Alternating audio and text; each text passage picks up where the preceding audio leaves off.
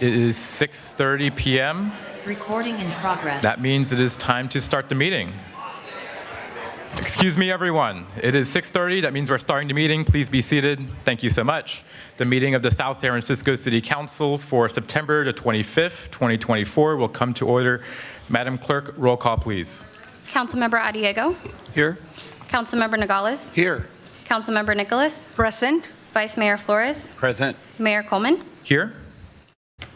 Now please stand for the Pledge of Allegiance led by Ernesto Lucero. I pledge allegiance to the flag of the United States of America and to the republic for which it stands, one nation, under God, indivisible, with liberty and justice for all. All right, now on to agenda review.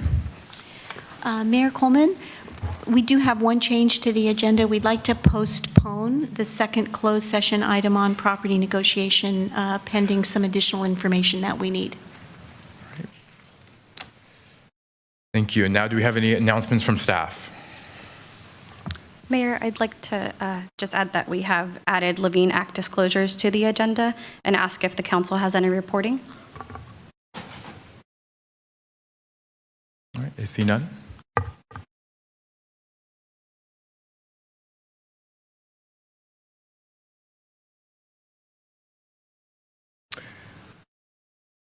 Good evening, Mayor, Vice Mayor, and Council.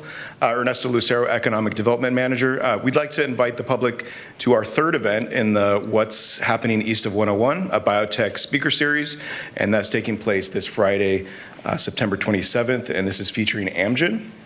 The city, in partnership with Biocom, held the first two events in July with Astellas and in August with Allogene. And this Friday's event, like I mentioned, is with Amgen. To sign up, please see the QR code on the screen or go to ssf.net.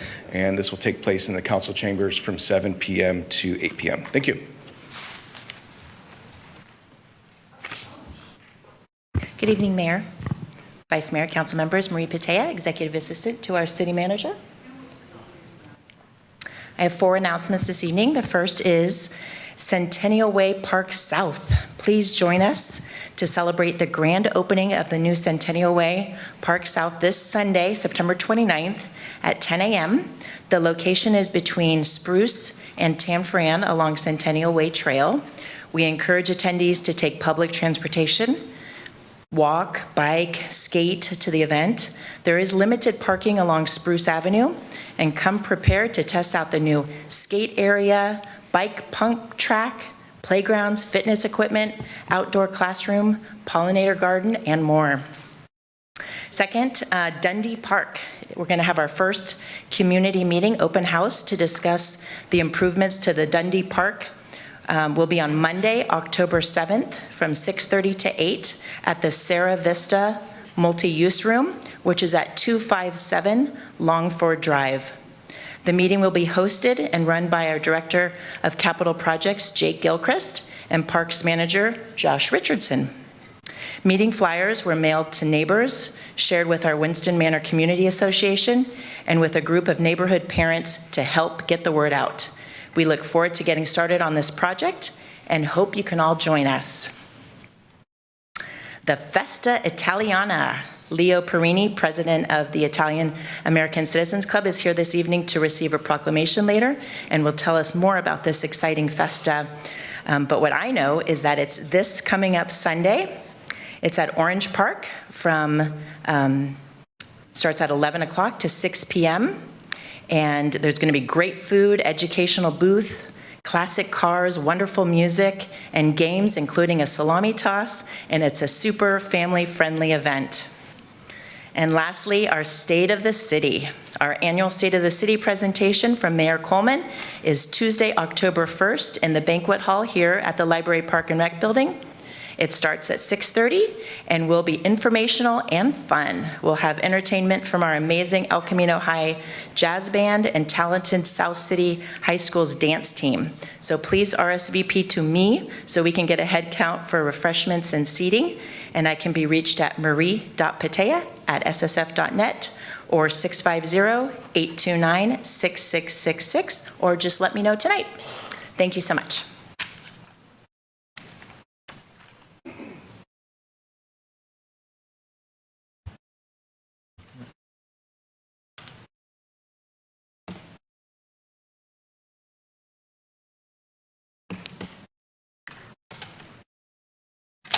Good evening, Mayor Coleman, Vice Mayor Flores, City Council members.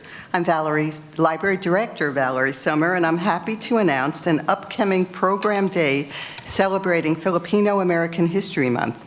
On Saturday, October 5th, the event kickoff starts here in the City Council chambers at 10 a.m. with several official ceremonial and welcome activities, a performance of the Praise and Glory Choir, the launch of the Filipino-American National Historical Society San Mateo County Branch chapter, and the free film screening of the short documentary Delano Manang's Forgotten Heroes of the United Farm Workers. A reception with food and entertainment follows in the banquet hall. At 1 p.m. in the adjoining social hall, Ms. Luella will present a special children's story time and crafts.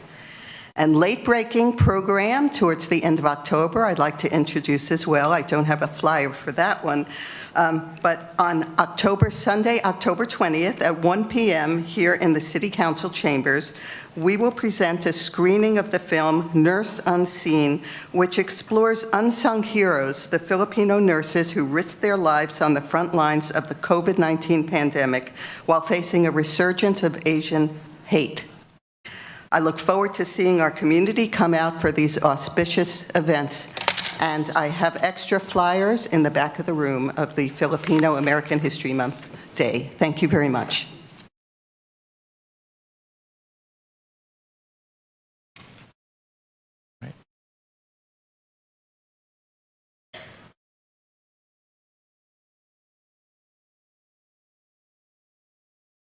Hello, good evening. Mayor Coleman, Vice Mayor Flores, and City Council. I'm Leah Lockhart, your Human Resources Director. And tonight I would like to invite our community members to participate in our Diversity Employment Day Career Fair, which will be held on October 8th here in the Library Parks and Recreation Center from 11 to 3. This event is being co-hosted by the City of South San Francisco, JobTrain, and the South San Francisco Chamber of Commerce in partnership with City Career Fair. This will be the 24th annual Diversity Employment Day event, but the first time it will be hosted here in South San Francisco. This event will feature approximately 40 local and Bay Area employers who are looking for qualified candidates from our diverse and multicultural community. In addition to meeting our employers, job seekers will have the opportunity to attend a resume workshop and participate in mock interviews. So interested job seekers can register by visiting www.citycareerfair.com or use the QR code on the flyer for an Eventbrite link. We do accept registration at the event. Just please remember to bring your resume if you have one. We also have room for more local employers. If you're interested or know of an employer who may be interested, please visit the City Career Fair website or simply reach out to the HR team at web-hr@ssf.net. Thank you.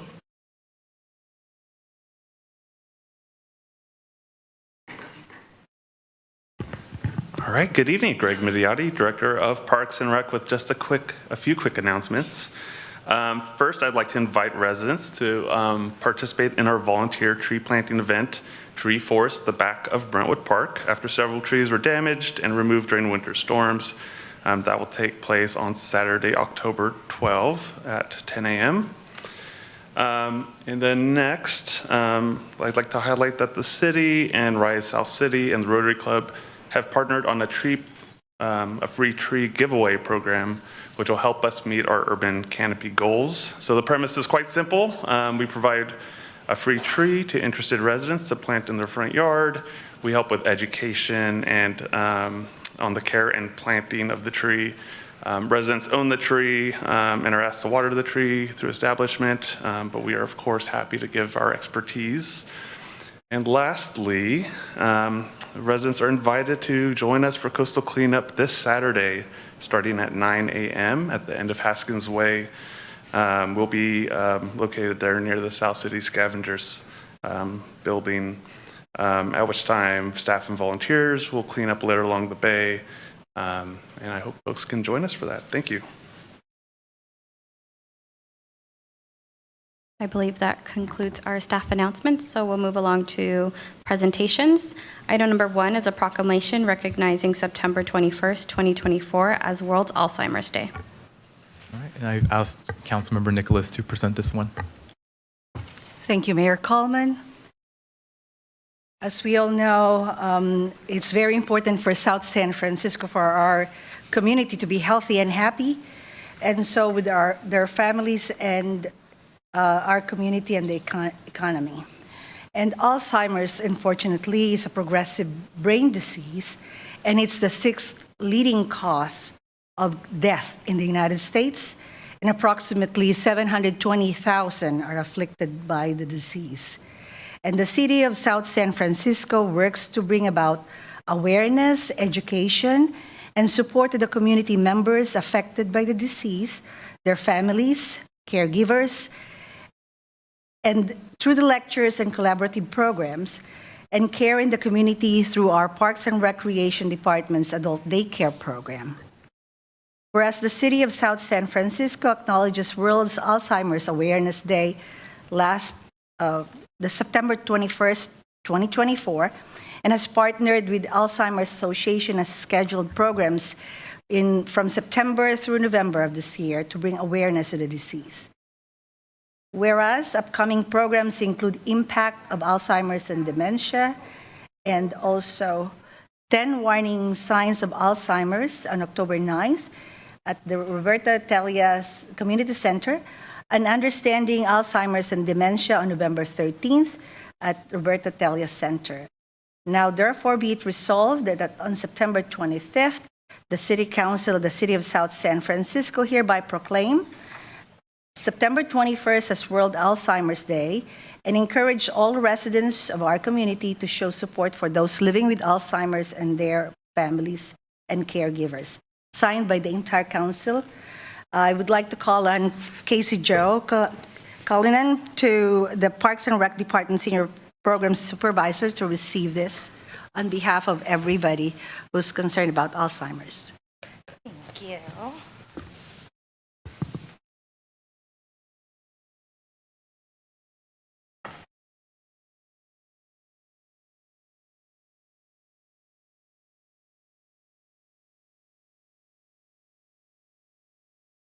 Good evening, Mayor Coleman, Vice Mayor Flores, and council members. My name is Casey Jo Kelly. I did recently just change my last name, and I am the Recreation and Community Services Supervisor for our senior services programs here in South San Francisco. I want to thank you for the proclamation recognizing September 1st, 2024 as World Alzheimer's Day. The City of South San Francisco has been operating our adult daycare program since 1986 to enable frail and/or impaired older adults with disabilities such as Alzheimer's, dementia, stroke, or Parkinson's to remain in the community and their homes longer. We assist participants in maximizing their physical, emotional, and social functioning while encouraging the highest level of independence through structured recreational activities. Some of these activities include gardening, exercise, nutrition, music, arts and crafts, reality orientation games, memory games, and much more. We also provide ongoing support, respite, and assistance with community resources for caregivers and family members. The adult daycare program is accepting new participants, so if anyone is interested, they can contact our program coordinator, Mariana Roman, at 650-829-3824, or they can contact me at 650-829-3822. In addition to our adult daycare program, the Roberta Telia Center offers a variety of free drop-in programs for participants aged 50 years and up. Physical activity, nutrition, mental activity, and social activity have all been proven to help reduce the risk of Alzheimer's disease or slow its progression. All of our drop-in programs fall into each of those categories. Our drop-in programs include yoga, ping pong, fine arts exploration, knitting and crochet, Pilates, coffee and cards, Hawaiian Plus, seated weights, Zumba Gold, karaoke, full body workout, strength and standing, coloring club, mahjong, chess, vitality and seated yoga, billiards, open gym, stand tall yoga, movies, open computer lab, technology assistance, grand friends, and our very popular congregate nutrition program. Along with our weekly drop-in programs, we also have a pre-planning seminar this Friday, an AARP Safer Driving course on October 29th and 30th, 2 workshops presented by the Alzheimer's Association, one on October 9th titled 10 Warning Signs of Alzheimer's, and another on November 13th titled Understanding Alzheimer's and Dementia, and our Holiday Boutique and Makers Fair on November 2nd. For more information on any of our programs, you can find our schedule online at www.ssf.net/seniors, or you can call the Roberta Zaratelia Center at 650-829-3820. Thank you again for this proclamation, and we look forward to continuing to provide these excellent programs for our citizens. And do you have any questions? Okay, cool. Thank you so much for your work. And for all those receiving proclamations tonight, please stay until the end and we'll all take a photo together. Thank you. We'll move along to presentation item number 2 is a proclamation recognizing October as Domestic Violence Awareness Month. Right, thank you. I have the honor of presenting this proclamation designating October as Domestic Violence Awareness Month. More than 1 in 3 women and 1 in 4 men and 1 in 2 transgender individuals experience some form of physical or sexual violence and or stalking by their intimate partner in their lifetime. The marginalization of certain groups in society, including undocumented individuals, transgender individuals, and people living with disabilities, increases their vulnerability to domestic violence. And there are over 8,275 requests for service through Community Overcoming Relationship Abuse, CORA, their 24-hour crisis hotline and law enforcement referrals last year. And over 2,000 adults and teens received community education on healthy relationships and the impact of intimate partner abuse. In San Mateo County, 94 adults and children were provided emergency shelter, and 76 households were provided longer-term rental assistance to escape their abusers last year. 485 adults and children received therapy to help them with domestic violence-related trauma, and CORA fielded over 1,900 requests for legal assistance. The City of South San Francisco recognizes the critical need for services in order to support our residents and thanks CORA and other groups for their essential programs. And the City of South San Francisco early this year and last year, we partnered with CORA, a local nonprofit, Community Overcoming Relationship Abuse, on a program called Speak Up, where they provide free training, city-funded, to hundreds of businesses and their partners throughout South San Francisco on how to spot and how to respond to what may be perceived as domestic violence and in their businesses. And that is a partnership that was very important in South San Francisco. And so I have the honor of presenting these proclamations to 2 representatives from CORA, Lynn Schwett and Celeste Mercado.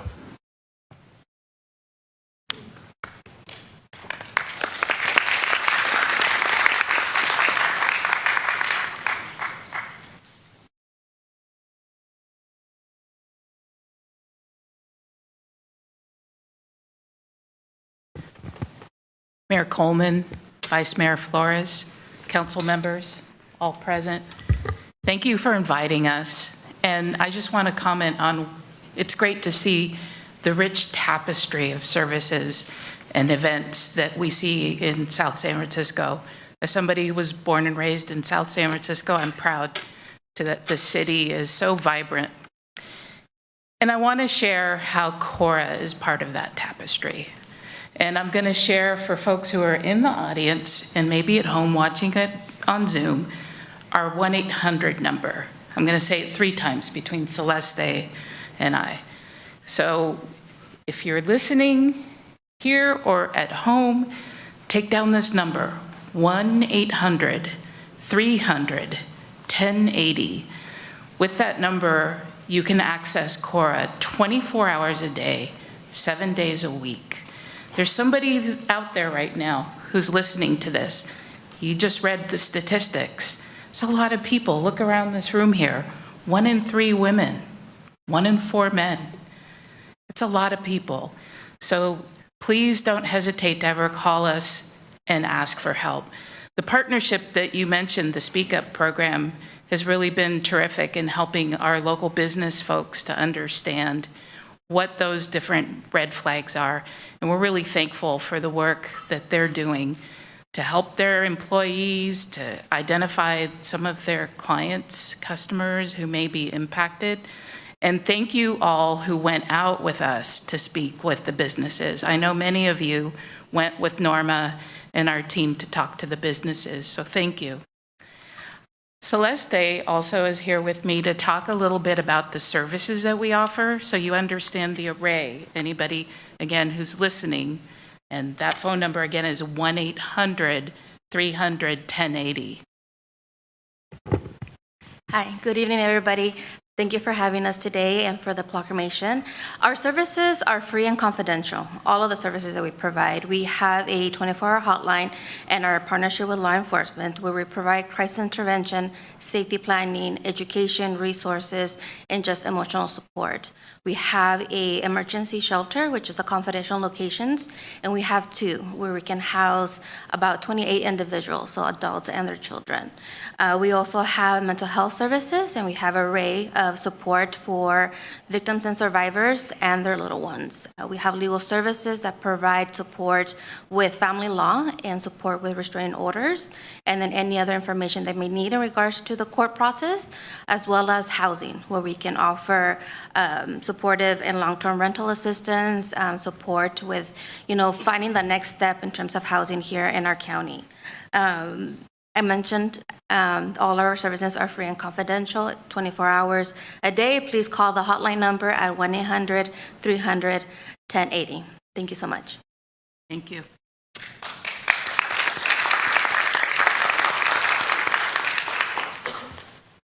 We'll move along to item number 3 is a proclamation celebrating National Italian American Heritage Month. Well, thank you, Mayor Coleman, for giving me the opportunity to chortle about Italians. I'm going to invite Leo Perini, who's the president of the Italian American Citizens Club, to come up to the dais, and I'd like to present this to him down on the floor.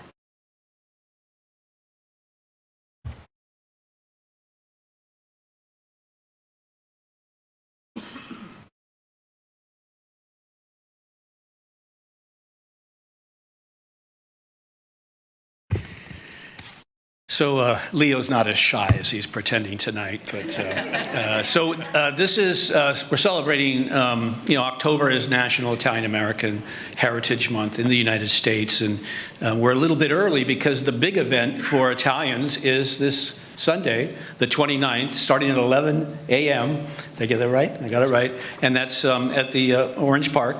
And last year was a big surprise because many more people arrived and found it satisfying than we anticipated. And this year, the word is really out. So briefly, we would just want to talk about, like so many newcomers to America, from the very beginning of America to today, 5.5 million working class Italians came here as immigrants, most in the early part of the 1900s and after World War II. And they came here because of economic challenges and war in their home countries. Sounds very similar to what so many people have experienced, the need to come to America. There are 18 million Americans of Italian descent in the United States. Sometimes it seems like more because they tend to be very loud. It's the 5th largest group in the nation. Italians came to the community, initially faced some racial, social, and religious discrimination. Sounds very familiar. They persevered with hope and hard work to reach that American dream. We want to mention a few Italian Americans they were particularly proud of, besides Leo Perini. David W. Ratto was the first Italian American to become mayor of South San Francisco in 1936. I may be the last. Dr. Anthony Fauci, a scientist who's well known, and Mario Capecci, who in 2007 won a Nobel Prize in Physiology and Medicine. Whereas, bound by enduring values of faith and family, Italian Americans have successfully contributed to the culture and industry of the United States by influencing arts and education, business and government, social service, and scientific and technological advancements in America. And this document, Leo, not surprisingly, is enthusiastically signed by the mayor and all members of the City Council.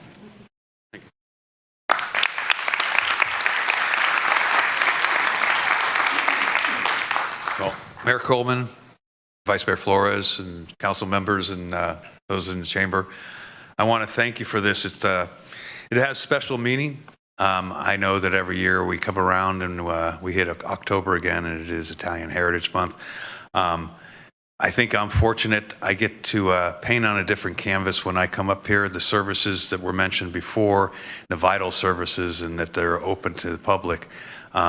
We have the opportunity, and I am very, very proud to be have the opportunity to be in the head of the Italian American Citizens Club for South San Francisco, but also the California Law Enforcement Columbia Association, which is the Italian American Police Officers Association, which combines with the city of South San Francisco, which is vital to us being able to present this.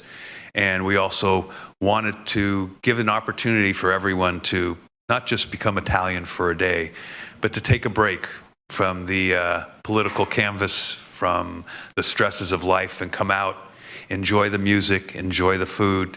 And Italians, from what I know and from how I grew up, because I am the son of 2 immigrants that did come from Italy, is they welcome everyone in and they feed everyone. And I knew that around 5 o'clock every day when I was growing up, when all my friends would kind of congregate to my house. So I thought it was by mistake, but they had a purpose. But that's what we want to do on this Sunday, is just bring everyone in, share the culture, share the history, and for everyone to enjoy the atmosphere. So thank you very much for this once again, and I hope to see everyone on Sunday for the Festa Italiana, South San Francisco.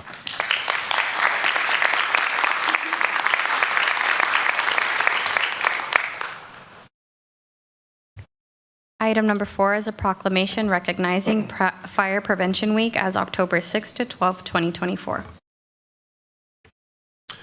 I have the great honor to present this. Thank you, Mr. Mayor. Recognizing Fire Prevention Week in the city of South San Francisco from October 6 to October 12, 2024. The city of South San Francisco remains committed to educating and bringing awareness to our residents, students, and community on the importance of fire prevention and safety. And the theme for Fire Prevention Week is smoke alarms, make them work for you.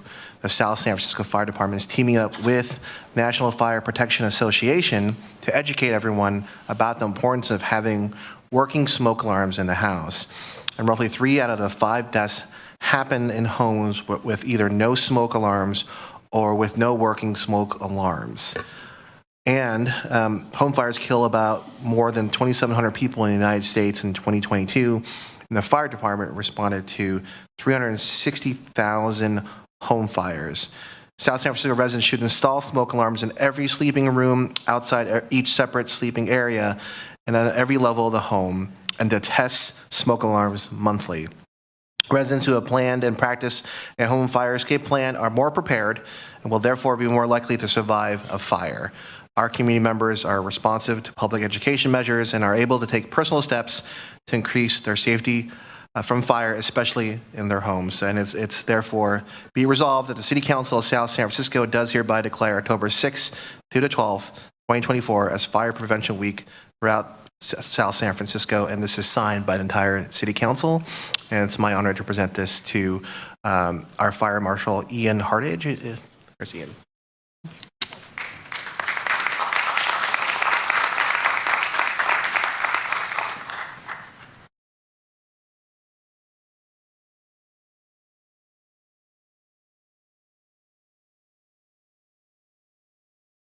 Good evening, Mayor Coleman and Vice Mayor Flores, and members of the council. It's my pleasure to be here with you this evening. On behalf of the South San Francisco Fire Department, I want to extend my sincere thanks for your recognition and continued support for this over 100-year-old safety initiative known as Fire Prevention Week. Your commitment to promoting the safety plays a critical role in keeping the community informed and protected.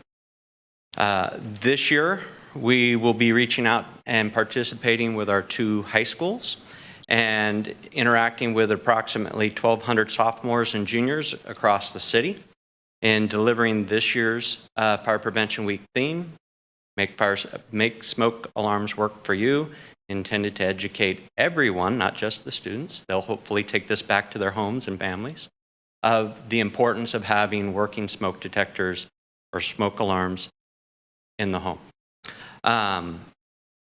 Coupled with our typical hands-only CPR, we'll also be providing instruction for hands-only CPR to the same sophomores and juniors at those schools.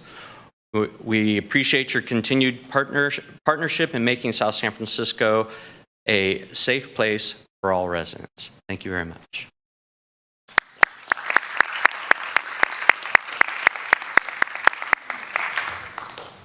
Item number 5 is a proclamation recognizing September as National Recovery Month. All right, thank you so much. I have the honor of presenting this one. The month of September 2024 is National Recovery Month, and this year's theme is The Art of Recovery. National Recovery Month is an annual observance that takes place every September to raise awareness of the benefits of mental health services and substance use treatment, and it spreads a positive message that behavioral health is essential to overall health. Treatment and prevention providers across the communities of San Mateo County have dedicated themselves to promoting recovery, saving lives, and educating the public about substance use and co-occurring disorders. Every day in South San Francisco, men, women, and youth enter treatment for substance use and mental health disorders and begin the road to wellness and recovery in a system which emphasizes behavioral health as an essential part of overall health. Now, therefore, be it resolved that the City Council of the City of South San Francisco does hereby recognize September as National Recovery Month and encourages our community to celebrate people in recovery from substance abuse disorders and promote the importance of prevention, treatment, and recovery. And I have the honor of presenting this to a local South City resident and advocate for recovery services, Mike Mahenry.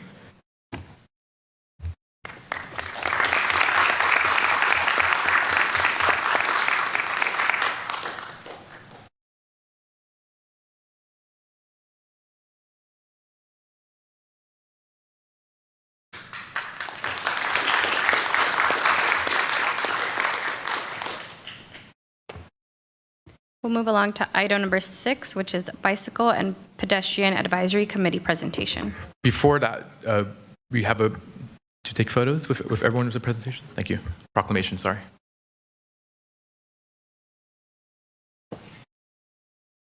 Yeah.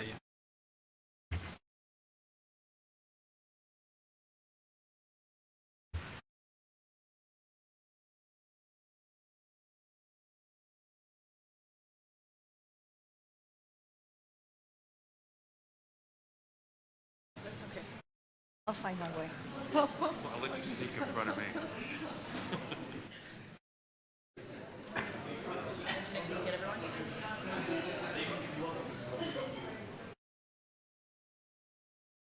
Want me to move the podium or?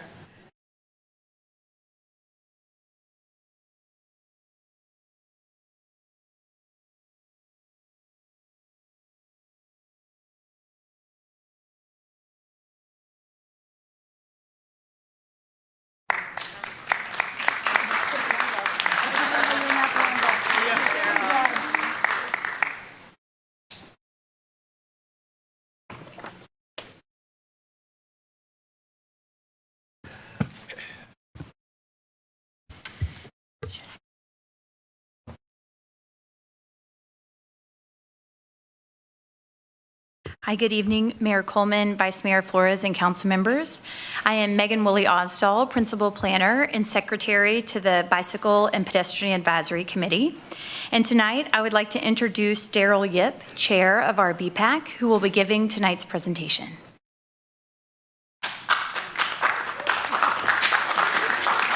I did not expect an applause. Hi, City Council. I'm Daryl Yip. I'm chair of the Bicycle and Pedestrian Advisory Committee. And unfortunately, our vice chair, Dylan Hingy, couldn't make it today, but I'm representing the whole committee. I'm excited to share this presentation with you on what BPAC is, what our priorities are, and our recent efforts. But before we advance to the next slide, I want to talk about why we care about walking and biking. Walking and biking are clean, quiet, and efficient ways to travel that support the city's sustainability goals. It increases access, it boosts the economy, and it brings joy and community to our streets. 1 in 6 South San Francisco residents get to work every day by taking public transit, walking, or biking. And more than 1 in 4 San Mateo County residents do not have a driver's license, including children and seniors. So improving our bicycle and pedestrian system is really important. And as the city grows, we envision a city that gives people more options so that people can get around. The largest public space are streets. All right, next slide. Oh. I've never done this before.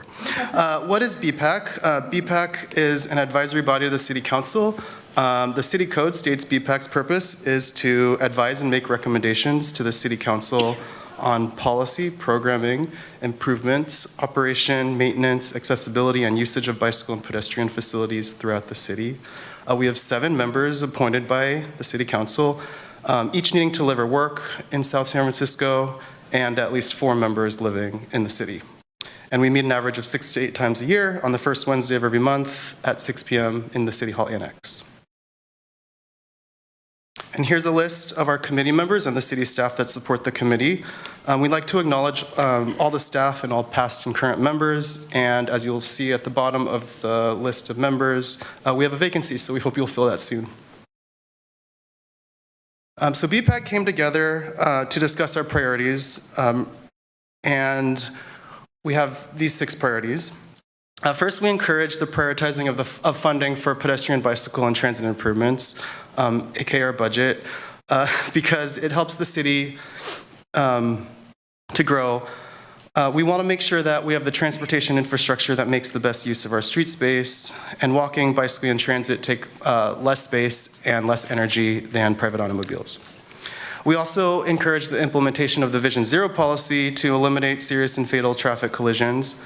Our current transportation system is hostile to people walking and bicycling, as it encourages people to drive in speed. The city can achieve Vision Zero by measures like traffic calming, focusing, walking, biking, infrastructure on our most dangerous streets, and education and enforcement. We also support safe routes to schools and the Every Kid Deserves a Bike program. Recently, we endorsed a grant application for safe routes to schools around 3 of our schools, and we volunteered our time for the Every Kid Deserves a Bike program, which we think is a great model for the city, for the county and country, actually.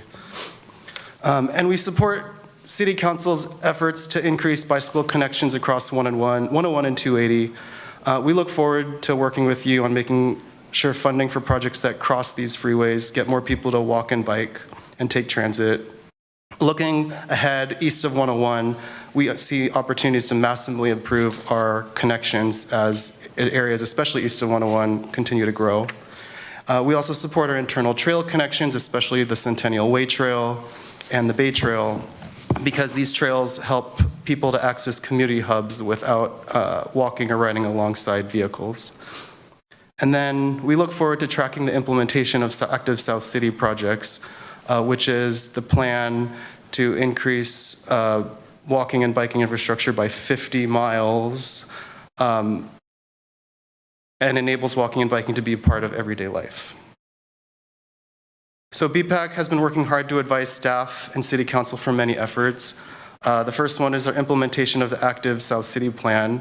And actually I've seen, even though this is a very long-range plan, I've seen a lot of great improvements, looking at traffic signal timing to give people a head start, red paint at crosswalks so people don't block the crosswalks are two little things that I've noticed the city doing that we really appreciate. We track implementation of the projects in the plan. One of them is a protected bikeway on El Camino, and we are especially thrilled that South City was part of the statewide pilot with Caltrans to pilot protected bikeways and bus boarding islands on El Camino.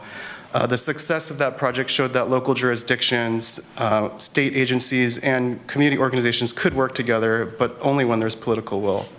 And we hope there's more projects like that. We've been a key stakeholder for lots of different projects. We provide guidance to staff on bicycle and pedestrian projects, such as the Bike Lanes to Boulevards project, to increase connections along 2 of our major roads, Westboro and Junipero Serra. And lastly, given the city's Vision Zero policy, we've successfully pushed for the police department to provide quarterly updates on collisions and enforcement efforts. And we've learned a lot at these quarterly updates. There's lots of opportunities and challenges to Vision Zero, and we advocate for traffic calming and enforcement on our most dangerous streets to increase safety. And that's it. Join BPAC. As I mentioned earlier, there's currently a vacancy. We look forward to strengthening our relationship with you and working with you. For anyone who wants to get a hold of the committee, the email is bpac@ssf.net. Thank you.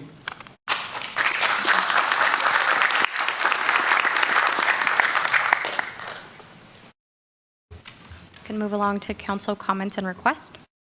All right, thank you. I can go. Thank Go you. ahead. Mr. Mayor, first off, we had some great events over the weekend. All of us attended the Carol Matsumoto Plaza ribbon cutting, former mayor, former councilwoman. We have a lot of thanks. We should thank her for all the great transportation efforts that she's done here for South San Francisco and for the region. And so it was such a great event to kind of see the naming of the plaza named after her. And it was also during seeing the new electric trains on Caltrain. So it was a perfect event. And I said this to Councilmember Adiego, I really appreciate the remarks that you said, Mr. Adiego.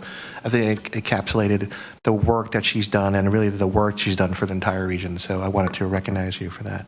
And then after that, we went to concert in the park. And I see Mary here, so thank you to the Chamber of Commerce for the wonderful weather that was there. And it was a great atmosphere. People were having so much fun. Every year, staff keeps bringing out great talent, so I look forward to see who we bring out next year. So thank you to staff, and I know that you committed major hours to put that event together, and there were a lot of vendors and a lot of community groups out there, so I appreciate all you being out there, and I know that the kids had a lot of fun, so that's important. And last, I wanted to adjourn in a memory to Jim Elder. For those who played baseball in South City, Jim Elder was a major part of South City baseball. He was an umpire here for the longest time in South San Francisco. And I can remember all the times when I was pitching, Jim would squeeze me in terms of the strike zone. So, but he also taught a lot of life lessons. And I remember he kind of using the baseball term, like you got to take your hacks. And I think he meant that in baseball, also in life. And so if we could send a letter to his family, I would really appreciate it. And I know there's been talk about how they can recognize Jim in the future, and I think that's a conversation that we could have with staff at some point. So that's all I had, Mr. Mayor. Thank you. Thank you, Mr. Mayor. I would like to echo our thanks to the staff who made it possible to have two successful events last Saturday. The Carol Matsumoto Plaza opening was really a great event. And then the park, like you said, the concert in the park was really a hit.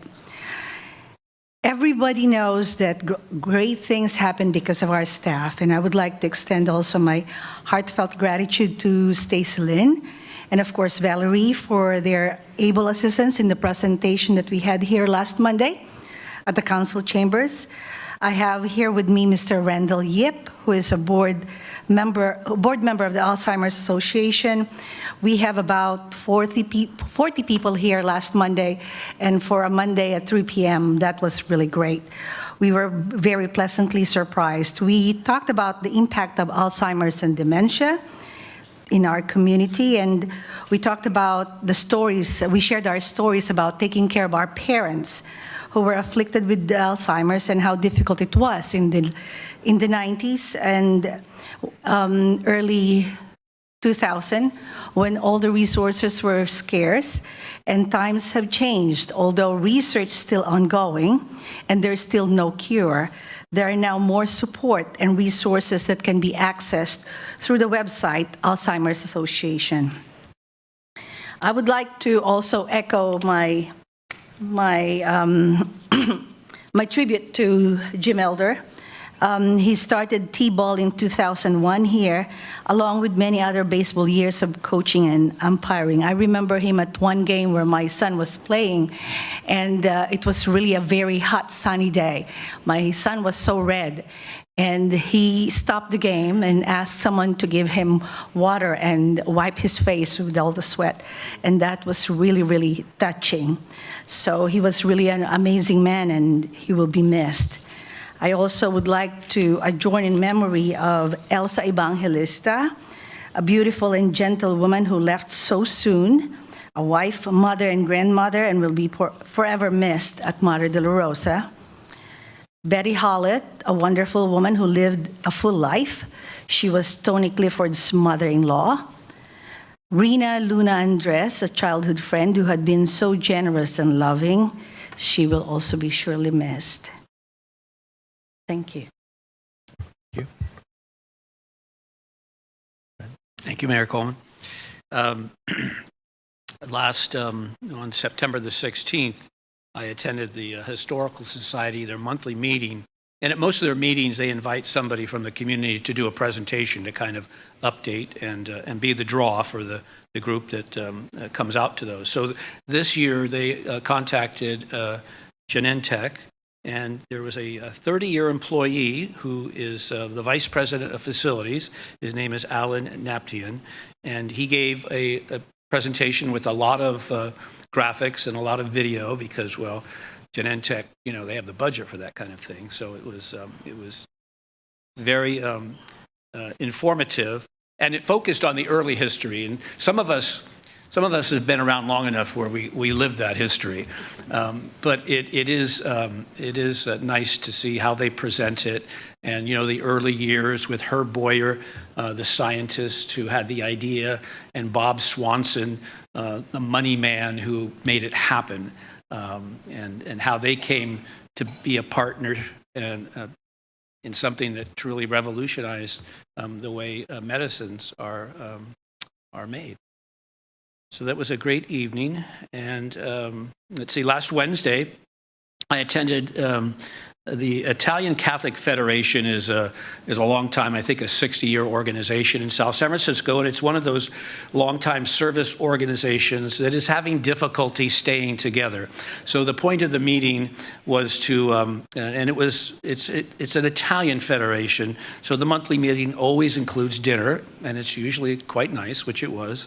And they were getting together because the numbers are so small here in South San Francisco that they're considering joining another branch. So they haven't made any final decisions.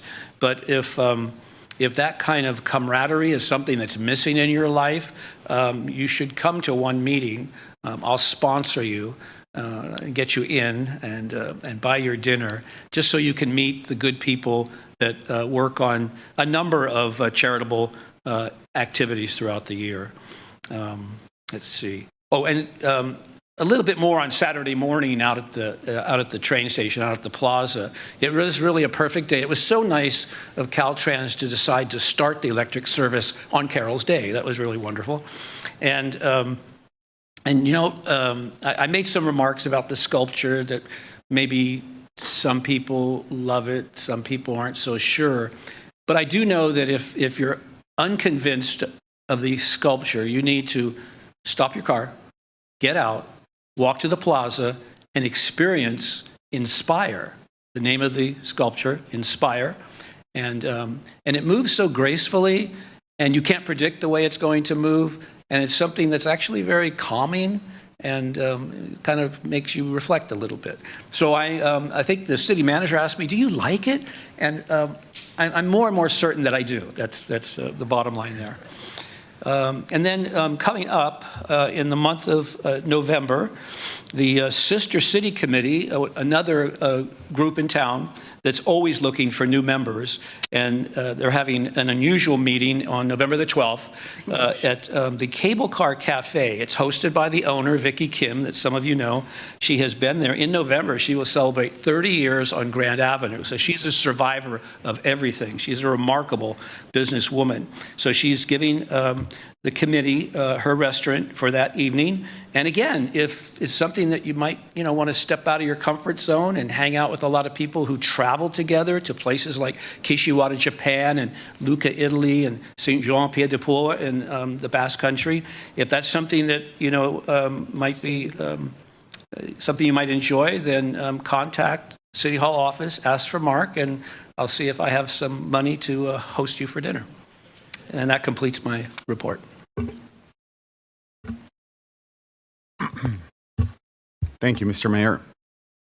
I was very pleased to be able to join our community from South San Francisco, and I was told other folks from outside South San Francisco came to celebrate our Fiestas Patrias, Date of Independence, with the Sociedad Mutualista Mexicana Morelos, their board, as well as all the attendees, Ballet Folclórico, some of our own commissioners and committee members. I was joined by the mayor and our city staff team, which we came together to do the Grito de Independencia, the chant of independence, the coronation of their version of Miss South San Francisco, and get to a chance to experience and do community with the Ballet Folclórico, the Danza Azteca, which was really inspiring in being able to bring out community members, like I said, the mariachi, the signing of proclamation, and having the Mexican Consulate General join us to celebrate that event. Particularly, I was very happy of the turnout of the event that I sponsored, the Scam Stopper event that we held in District 5 Rotary Gardens community about a week and a half ago. This free event was offered to seniors, but was open to everyone. Approximately 60 people attended, and they were very pleased to hear about the presenter, who is part of the Supervisory Cybersecurity Advisor here locally for our Northern California region. They learned about phishing, about those text messages that sometimes we all get, telling you that the UPS is there or to click on this or that, and how not to do it, as well as about passwords abatement. I want to give kudos and shout out to Tony Barrera, our IT director, and his team, our assistant city manager, Rich Lee, Devin Stenhouse, and Marie Patea for organizing this event. I also joined Mayor Coleman, our city staff team, and attended the grand opening of the Hangar Restaurant, our new venue here at 460 Forbes in also District 5. For those of you that don't know, the Hangar is a South San Francisco new restaurant. It's a gathering place. It's really a culinary destination where you can explore various cuisines in a 4-restaurant type of concept. Kind of like a market hall, sort of. So definitely, if it piques your interest to come in and check out their various provisions. They also have a new restaurant up the grand staircase called a Camber, a full-service bar and restaurant, right here in our own South San Francisco, which is very exciting to know that we will be welcoming new businesses. New businesses are continuously coming now to South San Francisco. And on that note, Madam City Manager, there is at the new Matsumoto Plaza, I believe, a new restaurant combination. Can you share a little bit to the public that that space is also going to be activated? I hope it's okay to share. I think so too. Yeah, so it's a bakery and a tap room called Wildflower, and they're doing tenant improvements now, and I believe they're hoping to open by the end of the year. Thank you for that. So very excited. Of course, congratulations to our former Mayor Matsumoto on a very well-deserved recognition. It was a great event. Saw many of the folks in this room at Concert in the Park. That was a great celebration. I also joined the mayor and our local members of our South San Francisco Chamber of Commerce in being able to host the U.S. Fiji Chamber of Commerce here at the Library Parks and Rec building on Saturday afternoon. Well-attended event. I'll let our mayor speak on that. But I did want to, Madam City Manager, if I may, call upon Tony, Rosie, and Nell. I wanted just to bring about, I've been reading some kind of concerning comments that in District 5 there's a lot of displacement happening. And I want to make sure that the community is aware that this body right here has recognized the need, not for displacement, but anti-displacement, and to look at what that is. And not just focus on rental displacement, but also commercial displacement, cultural displacement, and to move forward with an advisory body with various stakeholders and key constituencies. And I wanted to see, Tony, Sharon, if we could get an update to the community where we're at on this, or a quick what it is that we're doing, so that there is something being done to support not only Old Town, but all of South San Francisco with an anti-displacement strategy? Yeah. Any of you?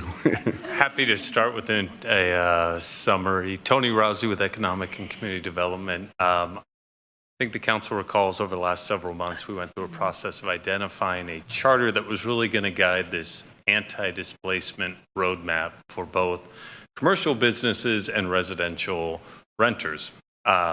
We had our selection committee spend all of last Monday interviewing 13 folks that have submitted applications to be on this community advisory committee. We had 3 no-shows. Unfortunately, one person was sick and a couple people just had conflicts. But the committee did an incredible job. I was allowed to sit in the room, but I tried to say nothing and keep my opinion to myself. And they came back with a recommendation to place almost all these folks in one of our pots of representatives, whether you're a commercial landlord, a real estate professional, someone who works with the community related to housing issues, you're a residential renter, you're a small business owner. And so we are now in the process of finalizing that group, perhaps even adding a couple more spaces for folks that were really excited and maybe were just a bit outscored by someone else, but could be a terrific addition to our Community Advisory Committee. And then we will finally be off and running over the next year, probably 10 to 12 meetings that this group will really be our community representatives to kind of speak about their lived experiences, their professional opinions about what can or cannot be done related to both commercial displacement, small businesses that just can't keep paying rent and staying in South San Francisco or the Bay Area in general, and residential renters and the challenges they face. So we will come back probably on a monthly basis with updates. The Vice Mayor will be the chair of this group, and so I think collaboratively we'll be able to update everyone pretty regularly. Thank you. Could you give us a little glimpse of the composition of where you're at of the membership of this body? Yeah, really the goal is to have an experiential, an economic, and a geographical diversity to this group. We've tried to touch as many districts as possible based on the applicants we have. We have tried to capture economic, racial, experiential diversity with the folks that have been recommended to be placed on the body.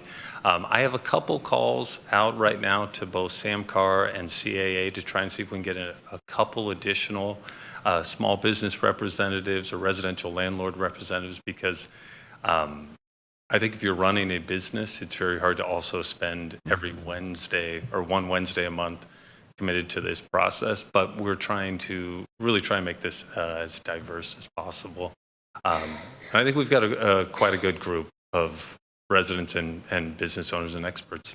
Thank you, Tony. I'm excited for this work and looking forward to sharing, like you said, our updates of this work, not only with my colleagues, but with the entire community as well. Thank you very much. Absolutely. That's all I had, Mr. Mayor. Thank you.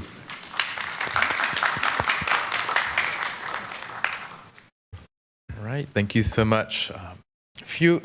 Quite a few events happening in the past few weeks. I was also able to attend the hangar grand opening, and a big plus of the hangar is it's open to the public, right? There are a lot of these hidden gems starting to sprout out in the east of 101 area that are open to the public. And with the hangar, they have conference rooms that any resident in South City can book. They have a rooftop dining area, and you might be wondering, how does that work with the wind? Well, they have wind shields, so you'll be extra warm in there. And so I really implore all of our residents and community members to explore some of the restaurants that are starting to pop up in the east of 101 area. Last Saturday was especially busy, many events. I can count 6 to 7 events I was attending just on that Saturday. But it started with the Carol Matsumoto Caltrain Station grand opening, as well as the debut of our electric trains, and wow, how incredible have we seen that Caltrain station transform over the past few years. And already I'm hearing from the residents nearby remarking on how much quieter those electric trains are from the diesel trains. It's definitely going to be a large improvement in the quality of life for so many of our residents.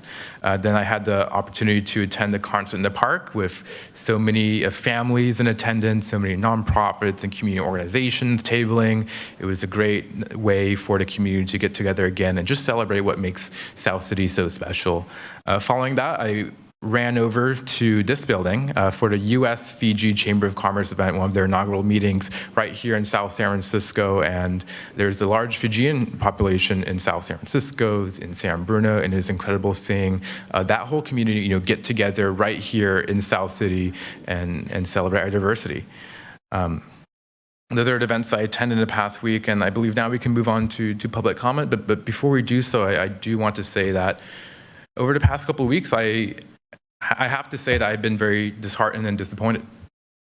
I understand that these days it's that time of the year again, right? People can get very emotional, very passionate on election season.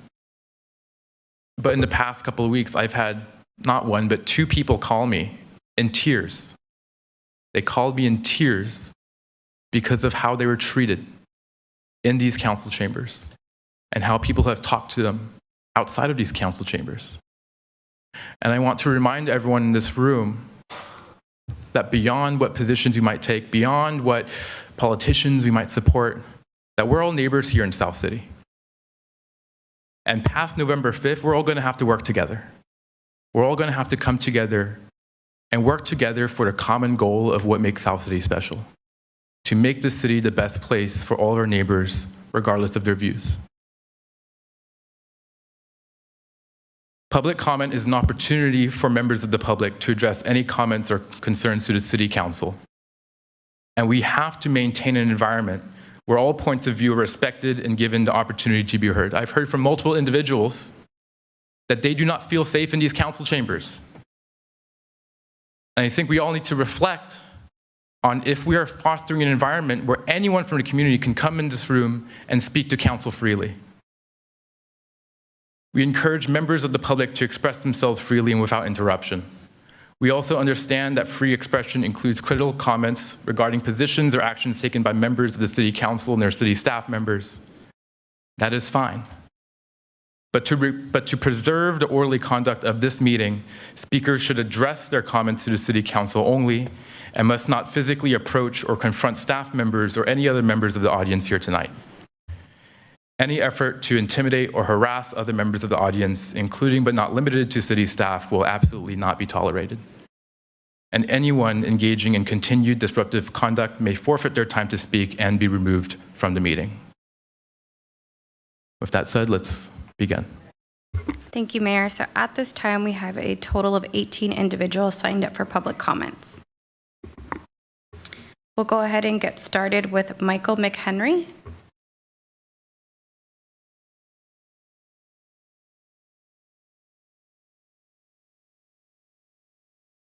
Thank you, City Council of South San Francisco. My name is Michael McHenry, and to those that don't know, I'm the guy that reopened indoor recovery meetings during COVID. I want to thank Mr. Coleman, Mr. Mayor, for day one you started immediately working with me to help the community save lives. That really needs to be noted. I wanted to keep the anonymity really secret, but at the same time, thank you for your help to be able to reopen the West Bay Alano Club. We served over 10,000 people in year one alone. People from all over Northern California came down here to see how we were doing what we were doing and showing leadership so we could help them go back home and do the same thing there to save more lives. Fentanyl is killing wholesale. And our detox in San Mateo County has been closed. It's closed again, apparently. So the recovery issues in this county are ongoing and getting worse. We've done a hell of a good start already, but partnership with the City Council, working with me and you guys together quietly, has fostered a lot of environments that help people keep their lives together and keep themselves on the ground. So thank you very much for all of your help and coordination, and I look forward to working with you again soon. Thank you. Our next speaker is Serena.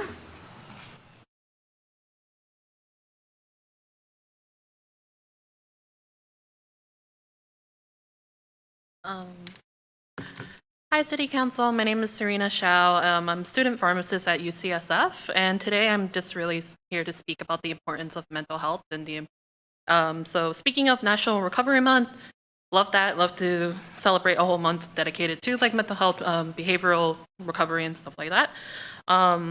So I just wanted to talk about how mental health is really important nowadays, especially as we previously stated, the current climate, especially the political climate, is very, very hostile. And I think now it's really easy for like our youth nowadays to get very nihilistic in terms of their healthcare and just having a very negative view upon life. Thus, I really want to stress the importance of just having a whole month dedicated to I guess just outreach and community events of just like having a place, a safe space for people, everyone, whether you're young, old, no matter gender, LGBTQ, all that. I want to make sure it's like a safe environment for everyone to understand and destigmatize mental health, especially. And I know in my community, specifically as an Asian community, mental health is very stigmatized, and we don't predominantly seek help when maybe perhaps we should.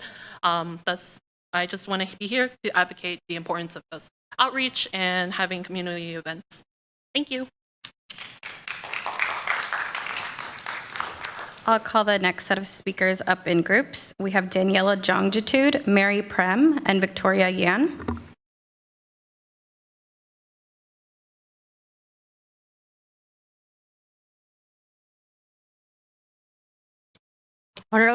Honorable Council of South San Francisco, my name is Daniela Jongitude, past resident of South San Francisco for 12 years and a small business owner founded and grown in this town that I call home. I am also a proud member of the Chamber of Commerce of South San Francisco, where I currently serve as a Vice President of the Board of Directors. I am here in regards to the recent public comments made about the Chamber. Since I founded my business 10 years ago, I have had nothing but support from the South San Francisco Chamber of Commerce. It will be a lie to say that everything has been perfect. But definitely, everything has made me a better human and a better business owner. That doesn't fall apart from the support that I have received from city staff and city council members throughout the last 10 years. To all of you, my deepest appreciation as a resident, business owner, and member of the Chamber. I would also like to take the opportunity to kindly ask that if there are any further concerns regarding the job we do at the Chamber, please reach out to the Chamber staff and the Chamber board directly. We are happy to assist. A city needs both conscious residents and accountable business owners to create a healthy ecosystem. But creating such an environment, it's a job that takes collective initiative from residents, business owners, and city officials. Bottom line is we're all growing, learning, and adapting to an always changing world. And I appreciate the opportunity to do it among the South City community. That being said, I would like to take advantage of this opportunity and invite our community to support the upcoming event that the Chamber has in this same place, the 11th of this month, and it's called the Business Excellence Award. It is both a celebration and an official installation of our Board of Directors. Our South San Francisco Chamber, it is also a small business as the majority of our members, and we appreciate all the support of our community and the city has given us through the last 100 years of service. For more information and tickets, please reach out to our phone number 650-588-1911 or visit our website. Thank you for your service and your constant willingness to address the community concerns.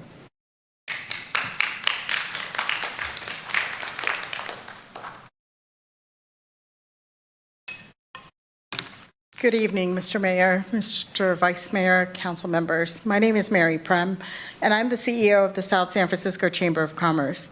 I'd like to address the false allegations made by a resident, Carrie Lee Bogosian, at the last council meeting. She made 3 claims that need to be clarified. First, she alleged that I've been actively involved in the political campaign of Mayor James Coleman.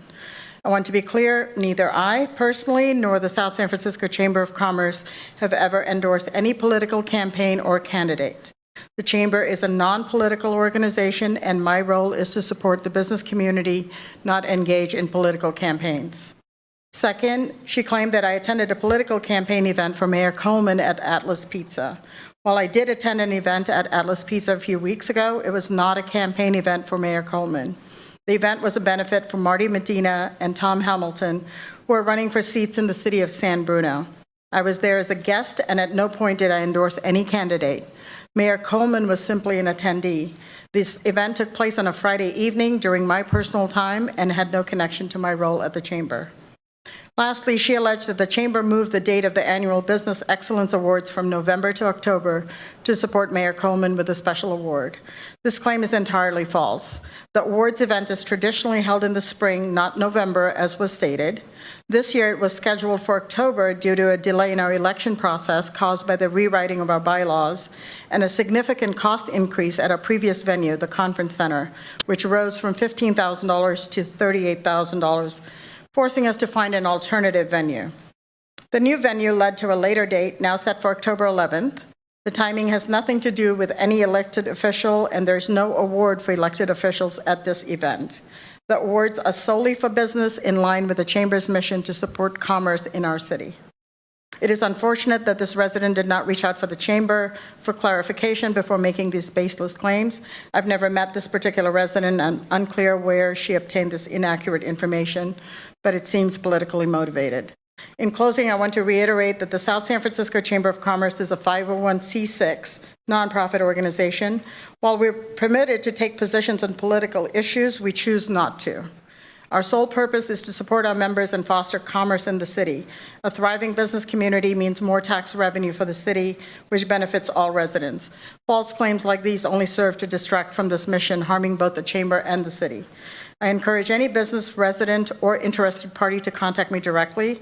The Chamber operates with full transparency, and our mission is focused on advancing the interests of businesses in South San Francisco. I thank you for your time.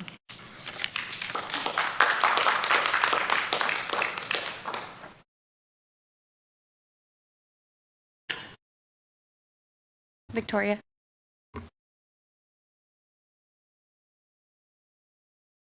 Good evening, council members. I have a long speech, so I'm going to try to get through it all in 3 minutes. My name is Victoria Yan. I am a pharmacy student from UCSF, just like Serena, who just presented. I'm here today to advocate for improving educational opportunities for underprivileged communities in South San Francisco. Education is a powerful determinant of a person's future success, and unfortunately, a lot of local students face barriers that prevent them from accessing the quality education they deserve.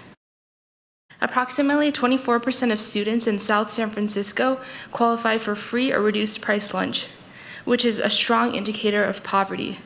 Schools in these lower income areas often lack critical resources compared to wealthier districts. This has real consequences. Students in underfunded schools are 35% less likely to attend college, which limits their job prospects and opportunities for economic mobility. Studies have shown that closing educational gaps could add over $1 trillion to the U.S. economy annually. I also want to highlight the connection between education and health. People with lower levels of education tend to experience more chronic diseases. This means that by improving education, we're not only providing opportunities for personal success, but we're also improving the long-term health of our community.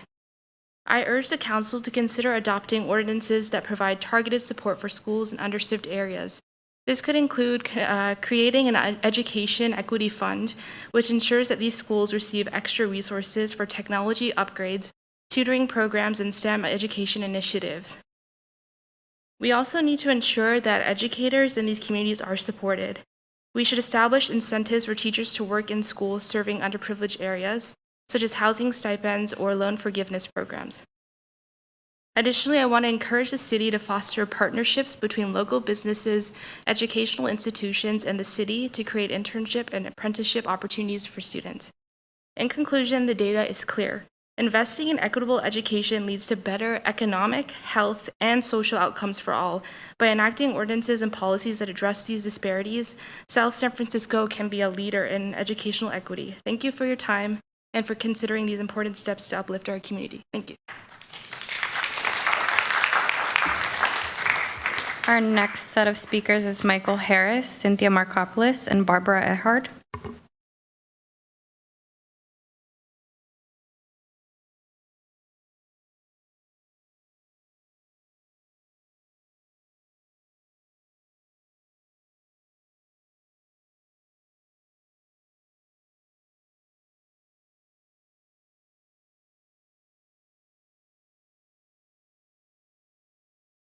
Good evening, James.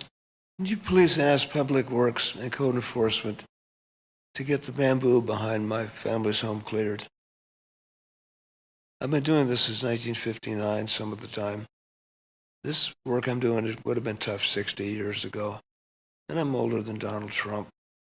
Moon Jun Kim and Dave Bakas have tried over and over to get the residents there to clear this. Right now I'm staggering around from the hormone treatment from the prostate cancer. Otherwise I would walk a bit straighter. Thank you.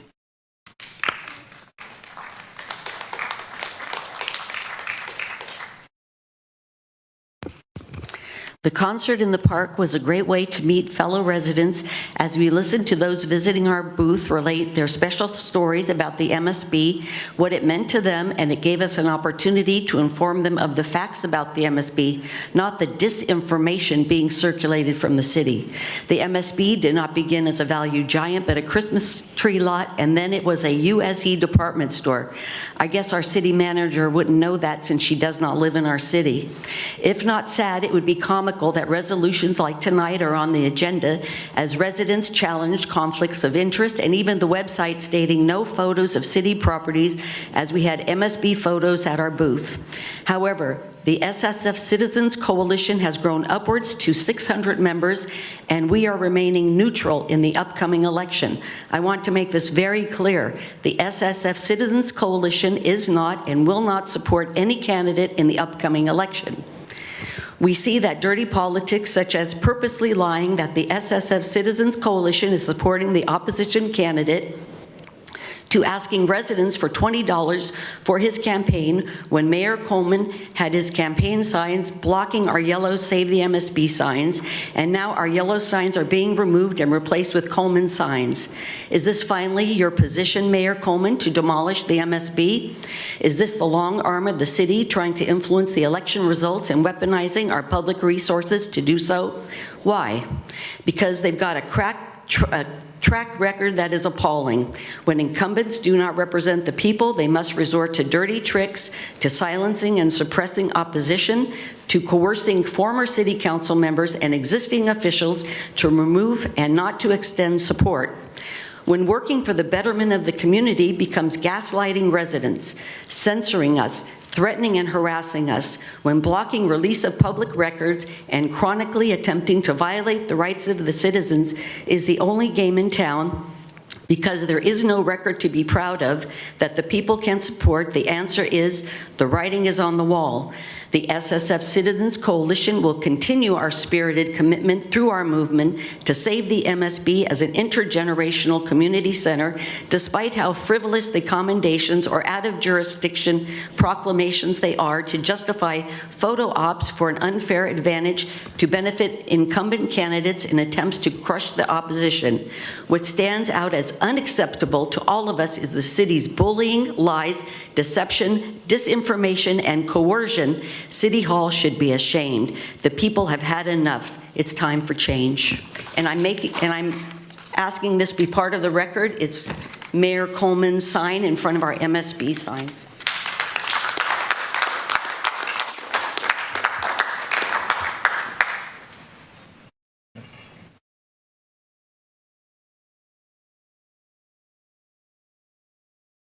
Would you like me to respond to that? Yes, please. Just with respect to the history of the Municipal Services Building, it may have been a Christmas tree lot at one time, but I've worked in that building since 1980 and was involved in the renovation of the building, and it was a value giant previous to the renovation. And with respect to any plans, as we've said many times, the future of that building has not yet been determined. We don't have any plans to demolish the building.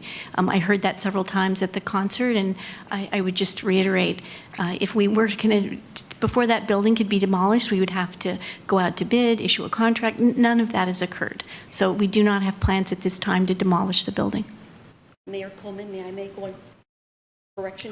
Sorry, we have to move on to the next public comment. Thank you. Excuse me, we have to move on to the next public comment. You've had your time. Thank you. All right. Mayor, council, staff, concert in the park was needed and it worked. Weather was perfect, family, friends, and neighbors picnicked together, and the music was the best to get us moving.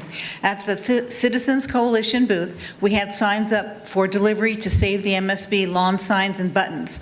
About 50% of the people who stopped at our booth knew what the MSB was. The other 50% were dumbfounded to hear the city is pushing to demolish it.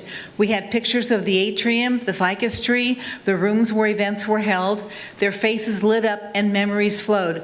We had our wedding and reception there. My family had graduations, retirements, quinceañera celebrations. I took ballet classes there, and so did my daughter. My kids made their first cotton ball snowman and popsicle stick art. How come we were never told of this plan by the city? There are some pretty upset residents that this council and city officials failed to inform residents about the MSB. Saving the MSB is a matter of public safety. It has emergency generators, a large garage which can be used as a shelter, 3 large commercial kitchens that can feed 700 people, large flat areas to accommodate emergency vehicles. The MSB will remain an evacuation center for natural disasters and a cooling center when needed. Its prime location offers more space, parking, classrooms, is ADA compliant, and better vibes than the Civic Center campus. The campus and the inadequate Teglia Center have none of these public safety features. Here's some ideas residents want when the MSB reopens as an intergenerational community center, a place for seniors, adults, young people, and children to mingle in a safe social environment, as it was before last November, only 11 months ago. Council chambers could be used as a theater for movie nights year-round. Make designated areas inside for a book nook, chat corner, sweet spot bakery, coffee kiosk, quiet mediation spot, arts and craft classes, and a senior area. Have a resource area for general information, South City services, transportation schedules, and service organizations. Make space for artists to create and have art shows and musicians to entertain with free concerts. Again, rent out meeting rooms to groups such as veterans organizations, book clubs, dance groups, scouts, 4-H, charitable agencies. Peninsula Humane Society could host adoption events there. The Cultural Arts Commission and the Historical Society could be housed here too. But first things first, council must remove the MSB from the housing element and replace it with a similar sized city property according to the city attorney. It can be done and should be done if council listens to their constituents. Thank you. Our next set of speakers. So before we move on to the next comment, if the city manager could remind me, are there any plans for the MSB? And I believe in a previous meeting, council did give direction to do something. Is that correct? That's correct, Mayor. At the meeting of August 28th, Council directed staff to update the facility condition assessment, which we have retained a third-party professional estimator to do. They've given us a timeline of approximately 6 weeks to update the cost estimates. And in parallel with that, we're also, the staff is working on identifying alternative housing sites, and they will return at the same meeting when all of that information is ready. We'll talk about the cost that would be involved in updating those sites, because there'll be some environmental analysis at that time. So we're planning to come back to council when that information is available. Hopefully, we're looking at the meeting of December. Through the mayor, Madam City Manager, am I mistaken or am I forgetting or misremembering? But Councilmember Nogales and myself also, we had this discussion about removing potentially, and council staff has direction. So this conversation has occurred, right?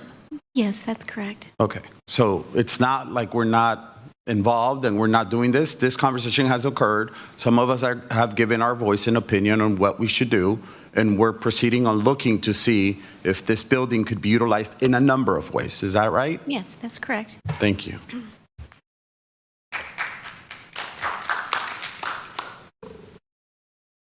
Our next set of speakers is Peggy DeRoss, Corey David, and Catherine Acosta.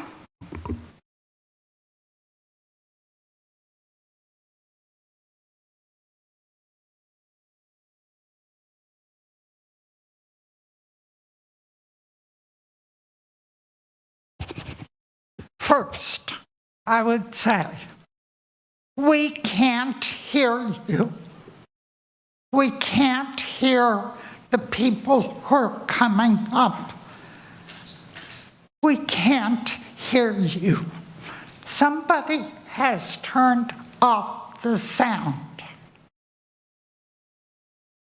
So that needs to be corrected. I have a hearing aid given to me by staff. It doesn't work. I can't hear you. I can't hear people who are coming up and speaking into this microphone. I can't hear you. The only place I've been able to hear you is on the replay of the meeting on YouTube. Nowhere else. So this needs to be resolved. People here need to be able to hear what's being said into the microphone. Okay? So let's resolve that. Next, I don't know where to go with this whole MSB thing. We have been attending council meetings for over 2 years and trying to resolve this and building this huge group of supporters. Why haven't you taken steps to reopen the MSB? Why? What do we need to do to convince you that it is of the utmost importance to us? What do we need to do? I certainly can't see it. It certainly doesn't seem apparent. I'll leave you with that.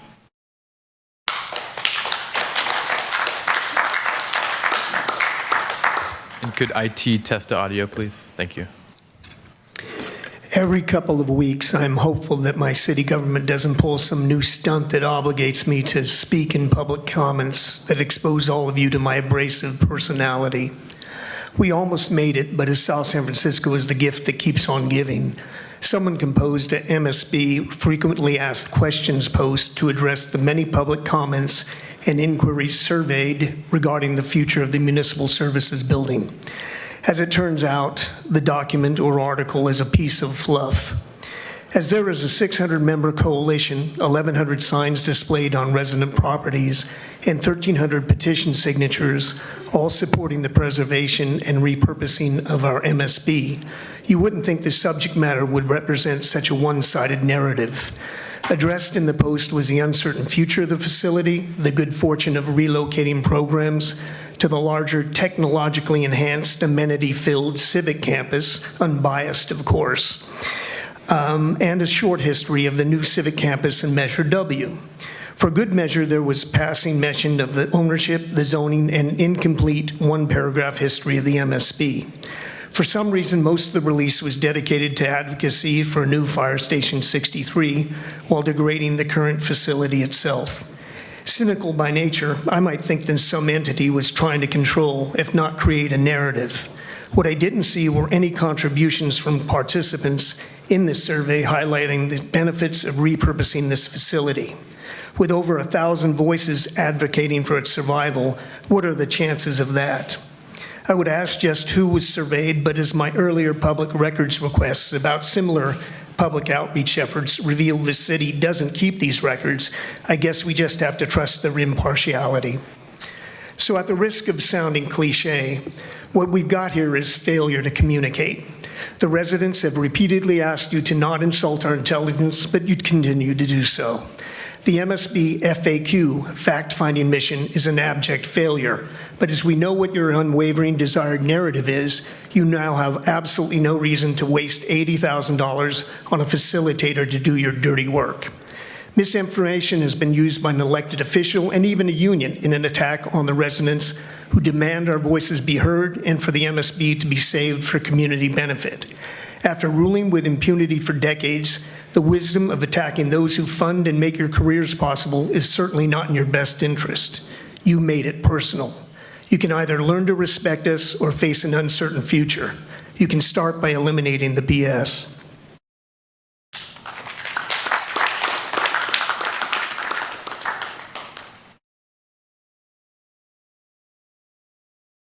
Good evening. Our coalition grows with the number of yellow lawn signs across our town. The introduction usually starts with the question, what is going on with those MSB signs? That always leads to a larger conversation about what is happening in our town. And the great advice I was given is what I pass along. Don't take our word for it. Go find out for yourself.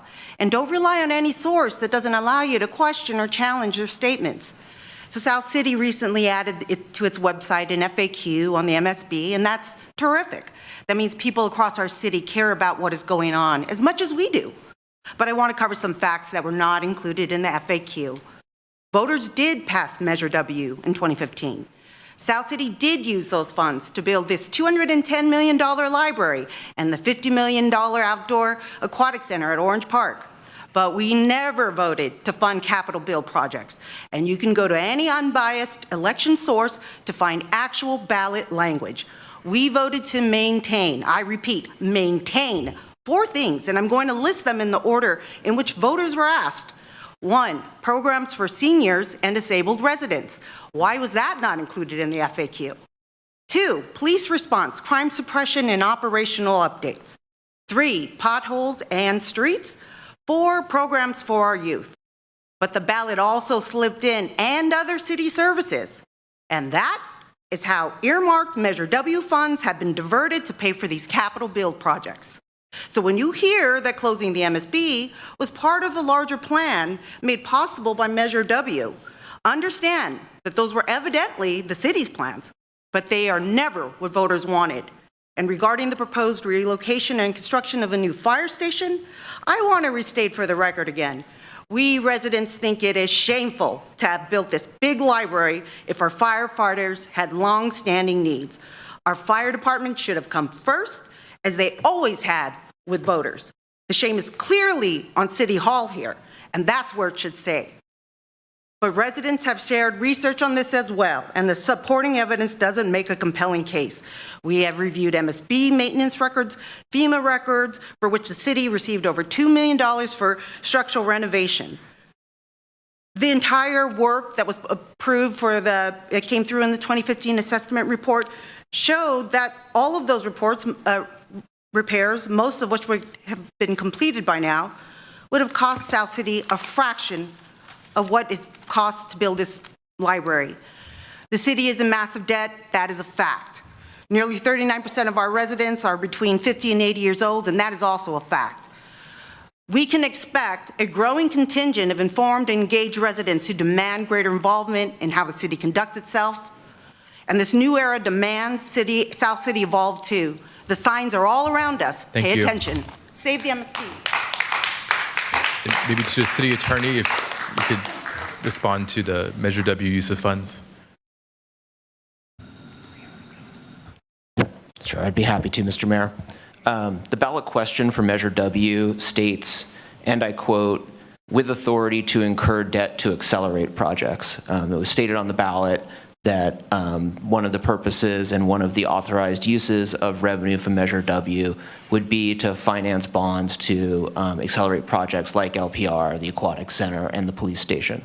The previous city attorney who wrote the impartial city attorney's analysis included the following sentence: tax revenue could also be used to pay the debt on bonds or other financing to accelerate projects.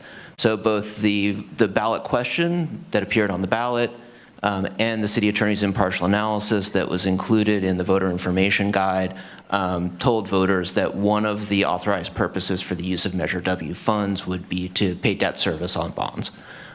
And I think one of the other things that, if I'm remembering correctly, the FAQ highlights is that the LPR, the police station, the aquatic center, the future fire station, all of those facilities are necessary to deliver the services that Measure W asked voters to provide funding to maintain. Thank you. Through the mayor. Madam City Manager, what is our, or Mr. Assistant City Manager, since you're good with numbers, where's our reserves at? What's the number of our reserves? Good evening, Mr. Vice Mayor. So we are projecting for the fiscal year we just finished, June 30th of 24, about $62.3 million in reserves. That includes the operating reserve, which is 2 months of operating expenses, the infrastructure reserve, the pension stabilization reserve, and I'm probably forgetting one, but about $62 million in reserves. Would you say we're in massive debt? No. What is the issue with the debt, if there is a debt?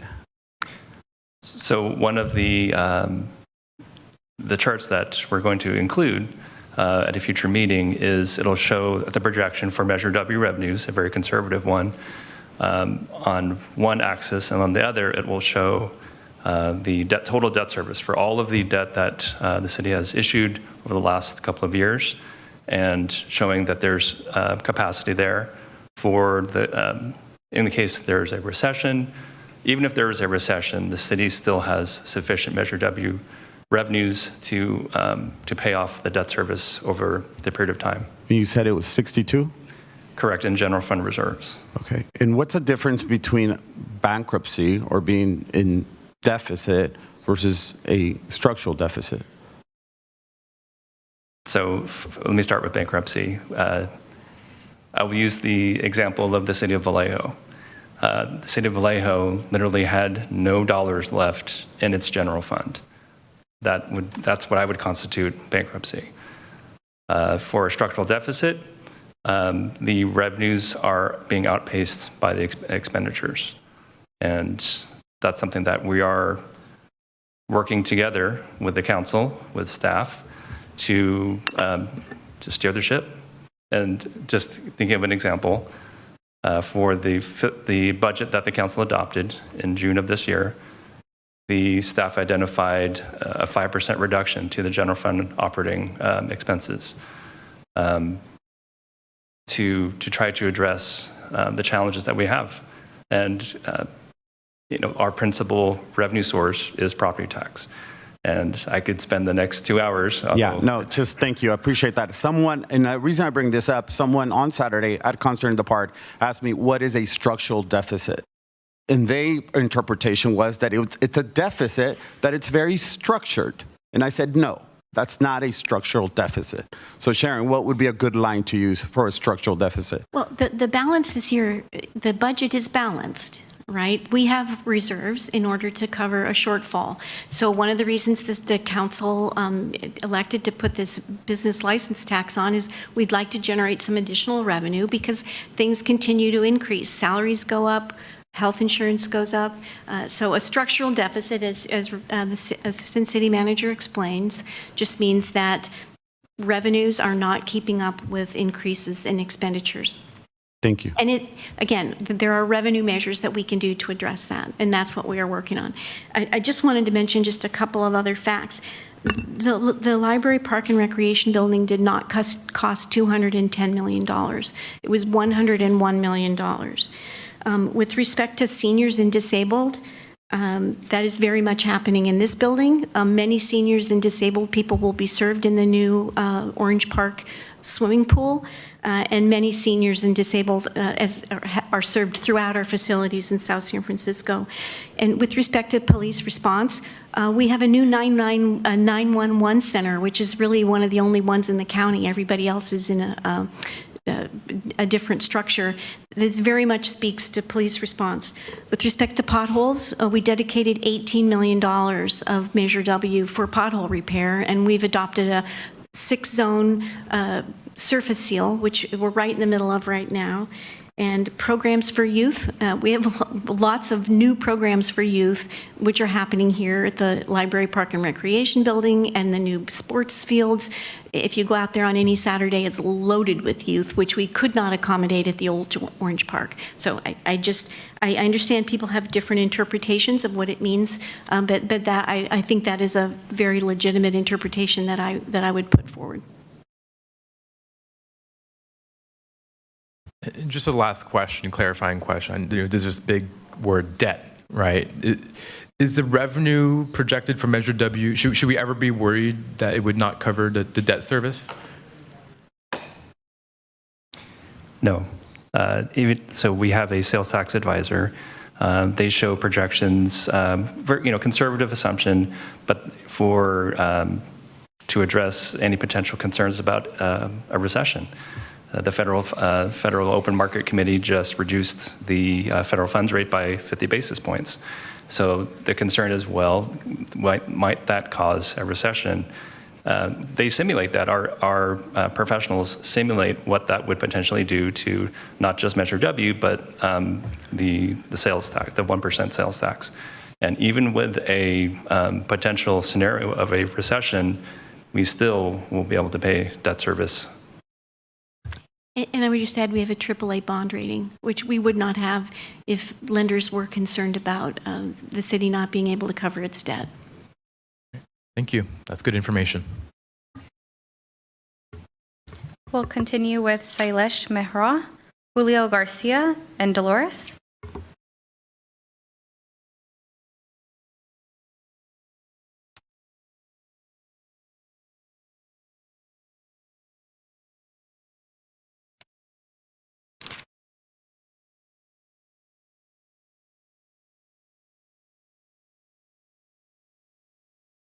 Good evening, Mr. Mayor Coleman, Vice Mayor Flores, members of the council. My name is Julio Garcia, no Sailesh, okay.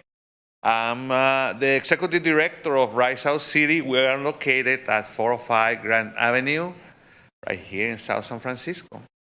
First of all, I want to invite everybody that is here to our San Mateo County Climate Summit. This is on October 8th at the South San Francisco Conference Center. This is the second year that we bring that here to our community, and I hope that you can join us. The second announcement that I have is that we are going to have a celebration of Indigenous People Day at Oyster Point Park right here in our community, and it's going to be on October the 12th from 10 to 12. We're going to have mental health services. I hope that we have a circle of healing for everybody right here in the city, that, we're going to just put all our prayers in that circle of healing, and danzantes and people that are going to be with us. The third announcement that I'm making is about the trees. I think we hear about the free trees that we're going to provide to the community. We're going to reach the canopy as soon as we can. 2 days ago was 89 degrees. Yesterday was 90. So trees are going to help to cool down our city. This is a project that we're doing with the City of San Francisco, Parks and Rec, and the Rotary Club right here in South San Francisco and us. So this is the first step that we're doing in taking, climate change to the limits. I think in the last council meeting, I think it was a couple of comments about Rise Out City, especially, the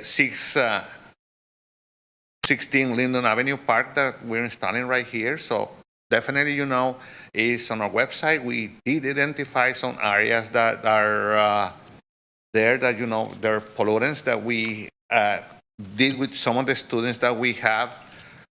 one of the issues that we don't have enough staff to be in everywhere in our community. We only have 2 staff. We just hired a third one that is here with us, and we're focusing right now in air quality.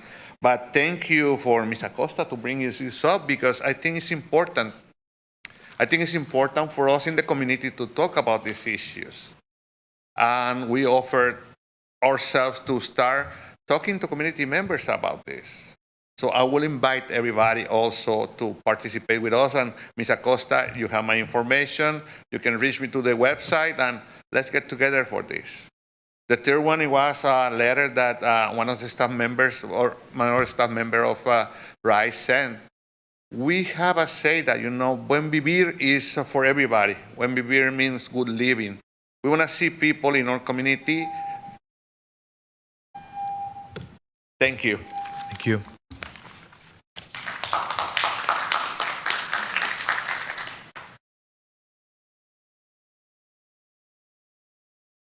Sailesh or Dolores? Not, we'll move along to Amanda, Anthony, Fionola, and Leslie.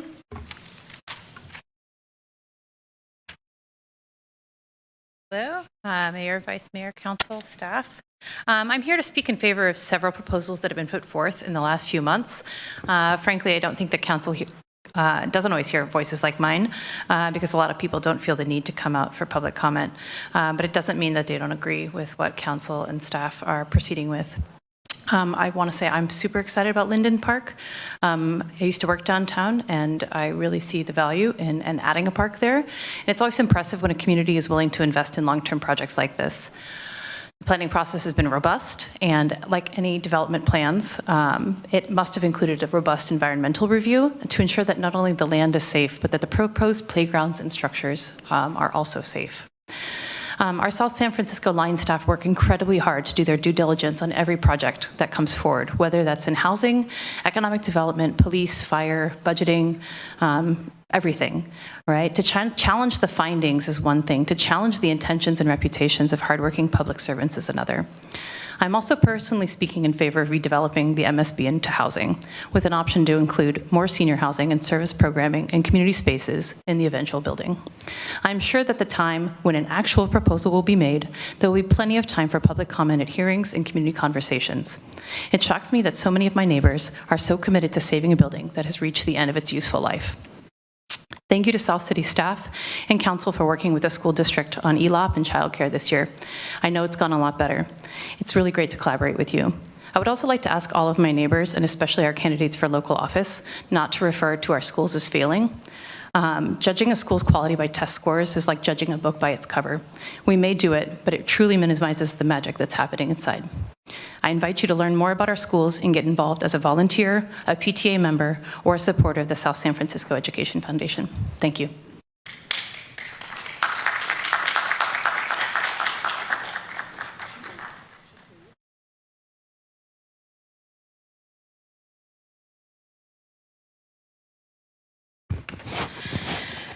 Good evening, everyone. The end of its useful life, I went to school in a building that was built in the 1800s. Why is it you don't want anyone to look under the hood or kick the tires? This council, under the leadership of Mr. Coleman, City Manager Ms. Reynolds, and City Attorney Sky Woodruff, would have you all believe that they have rights and you don't. Has no one ever informed you that you don't weaponize power, go after your opponents to censor, harass, or bully them, or to harass residents, to censor, or to intimidate or smear them? The Supreme Court has made it clear that every American has the right to complain about their leaders. Yet this council's criticism policies time and time again violate the First Amendment rights. But it's obvious that the tactic is to smear, harass, intimidate, or humiliate someone in a desperate hope to create the appearance of impropriety, to win points with observers, and to censor others. You engage in a sweeping denigration of those who disagree with you. but I have an official request tonight. Cyberbullying, Mr. Coleman, is defined as the use of electronic communication to harass, threaten, or humiliate someone, including a constituent who expresses her First Amendment rights. I am officially requesting that our police department follow up on this. No threat or intimidation, however, will shake us, but no actual disturbance, which is the standard in the law, did occur. And so there is a course of action that law enforcement must take to hold accountable anyone who engages in such conduct. The Supreme Court has made it clear that one of the most precious of liberties safeguarded by the Bill of Rights is to secure the promise to every American to complain about their leaders. Your criticism policies violate our First Amendment rights. Criticism of government is at the very center of constitutionally protected discussion. Speech concerning public affairs is more than self-expression. It is the essence of self-government. So can you explain your policies, Council? Well, your policies are all to undermine public safety, actually, to deter citizens from delivering remarks contrary to those expressed by the mayor or by other public officials, to deter members of the public attending and or expressing opposition to agenda items. One last. Thank you. One last. Everyone's given 3 minutes. Statements or declarations, but you'll do anything to win re-election. Thank you. Everyone can respect the 3 minutes. I hope you can too. Thank you. Absolutely. Thank you. Through the mayor. Mr. City Attorney, I'm presuming your team and associates have studied or know constitutional law? Yes, Mr. Vice Mayor, that's correct. And I'm presuming that you're also very aware with First Amendment rights? That's also correct. And are we in any form or shape violating First Amendment rights tonight or in any other night? Not that I'm aware of, Mr. Vice Mayor. The speaker is correct that case law does recognize that the First Amendment comprehends the right of the people to criticize government. But as to the city council meetings in particular, there are also cases that recognize that this is a meeting of the city council. The council's here to conduct business. A certain level of decorum is required in order for the city council to be able to conduct that business. And that the mayor and other members of the council have the authority to request that speakers respect any established rules of decorum so that the city council's business can be conducted. There's a published agenda which is required by the Brown Act. The agenda states the business that the city council expects to conduct in an evening. The Brown Act also provides a place for the public to address the city council on items that are not on the agenda, and as well as the items that are on the agenda.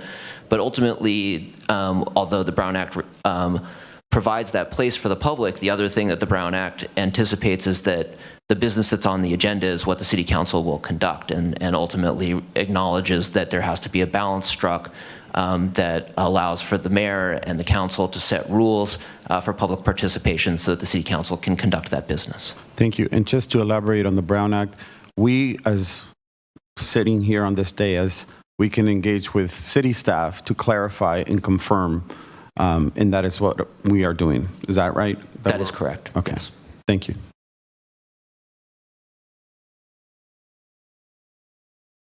Sorry, you already spoke. I'm sorry, you've already spoken for tonight.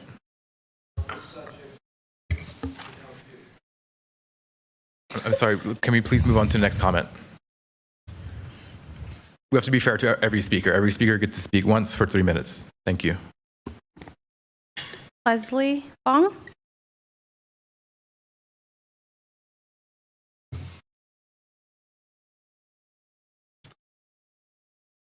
Mayor, Vice Mayor, and Council Member. I was not going to speak, but I feel compelled to do so because of one thing. Me personally, I have gone to every almost event of South City. And to me, I do not need a building for me to engage with my community, the resident, or anything else for that matter. I have gone to the movie in the park. In fact, I enjoyed it, and I have seen family members, everybody that gone there, and you engage with them. So to me, a building is only a building. It doesn't define what South City is about or what that represented, because you guys are doing your best to give us every event free of charge, which apparently the resident does not recognize. And I'd like to see other cities do this as much as you did for us, and I really appreciate 15 years of what you do for me. So it really just kind of disgusts me and also saddens me to see one subject polarize the division of people in this city, where there was aggressive comment inflicted on people that are trying to do their job. I would like to challenge those people who spoke about you not doing your job. Why don't you run for the council meeting or city council, whatever, and see what you could accomplish? And I didn't come back to talk to you about that. I am really pissed about this. Because to me, it's not acceptable for somebody to disrespect anybody. And for me, I do support you guys. I know you guys are doing your best for every district that you have. I have gone to basic canvassing for you. I have gone to event at every district. And I really appreciate that. And also all the events that you said that you give subject about scamming, phishing, whatever else, Alzheimer, I was there. And I appreciate those talk. It takes money and also connection to get those people there.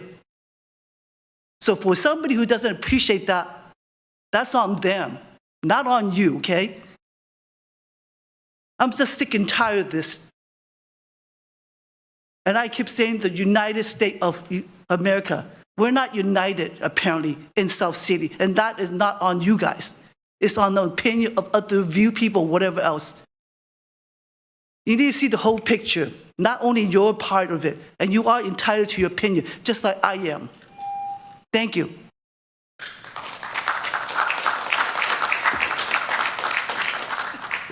Dolores?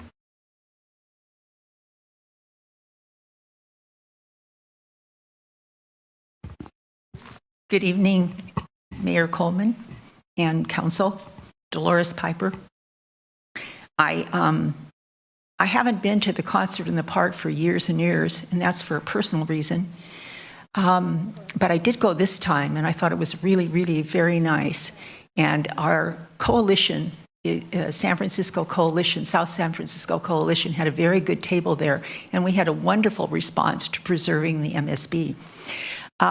My personal reasons for not attending were that my nephew, Derek Gaines, who was gunned down here by South San Francisco policeman Josh Cabillo in 2012, I had registered him with the Mexican dancers, and he was 4 years old, and he performed there at the concert in the park. And it was absolutely a delight because he was a beautiful child. And none of the other little girls could follow, but he kept everybody going, and they watched him through the whole thing, and I have the most wonderful video. But after that, I couldn't really, after he was killed, I couldn't really go back to these events. I have memories of him in every corner of the city.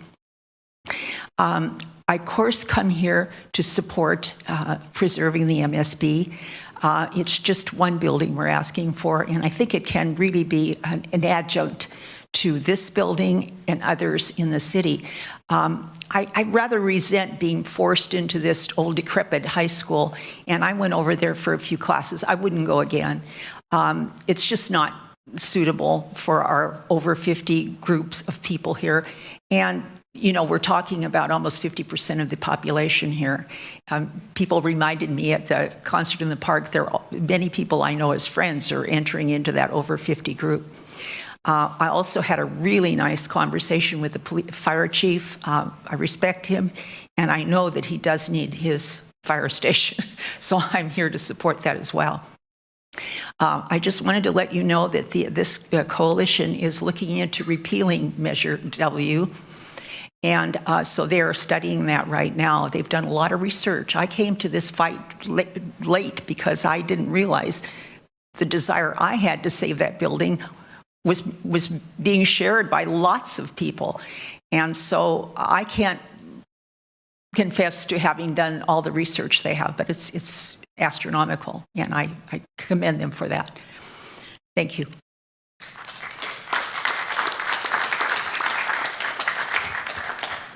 Our last set of speakers are looking to speak to consent calendar item number 18, Montserrat Mata, Viviana, and Carla Ostorga.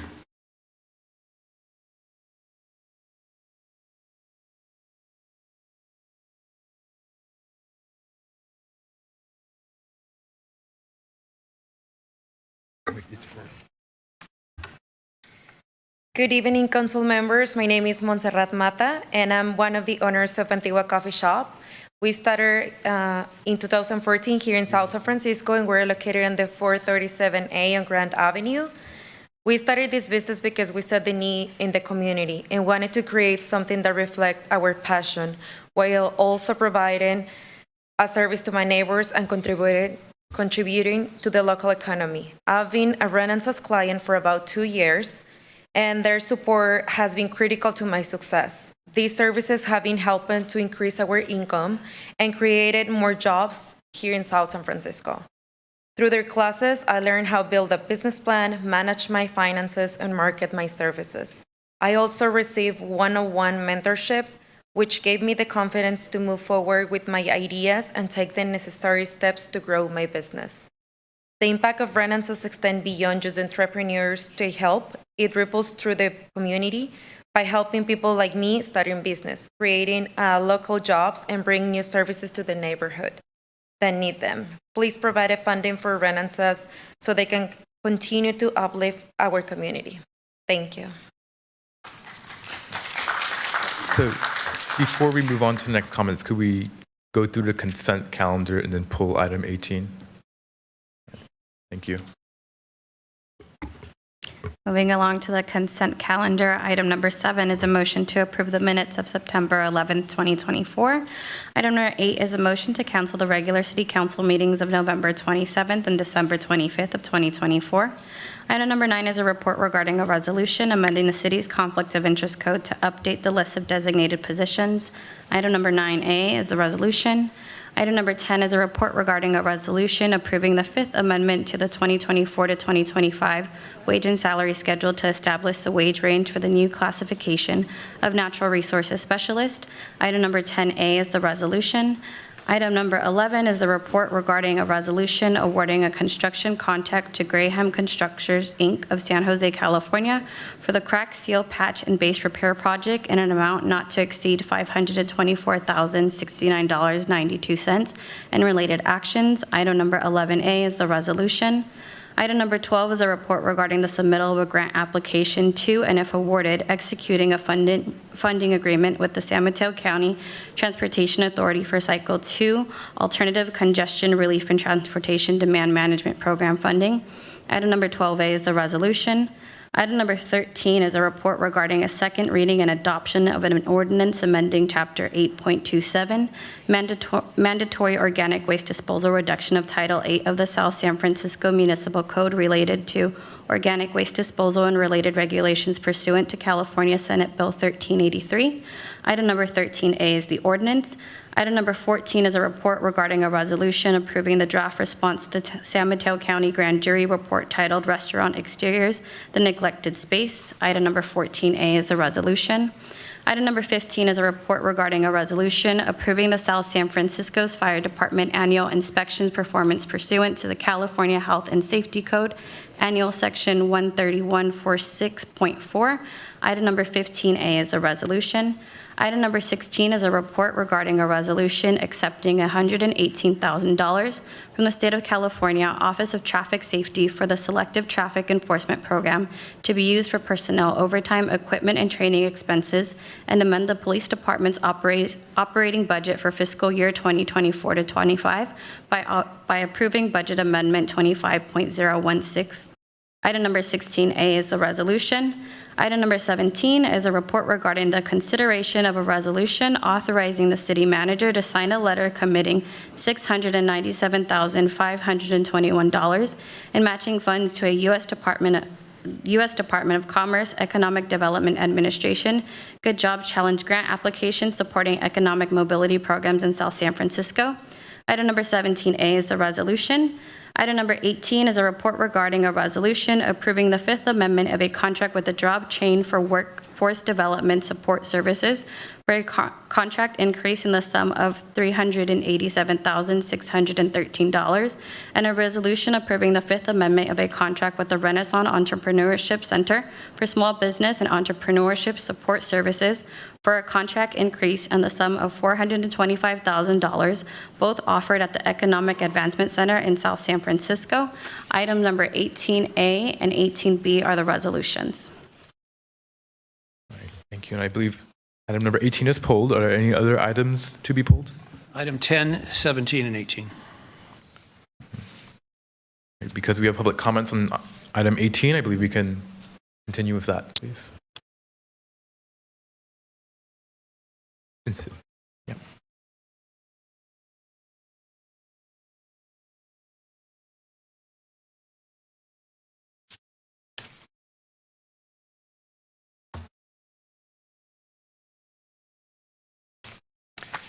So let me start off, because I had a conversation with the city manager, and I think she spoke to you, Ernesto. And I want to be clear. Earlier this evening we talked about the structural deficit that we're facing, and in a nutshell, what that means is expenses exceed revenue. And unfortunately, as we project into the future, that becomes more of a problem as we go out. So I know that all three items, item 10, 17, 18, have basically been authorized by the City Council in budget session. And my only reason for bringing them up is I think in every case we have to look through a different lens, the structural deficit lens, and what we're doing. So I'm satisfied that for item 18, this Fifth Amendment is covered, but Ernesto or Mr. Lucero, if you could tell us how the $387,000 for job training and the $425 for Renaissance, how that is, how it's already been covered.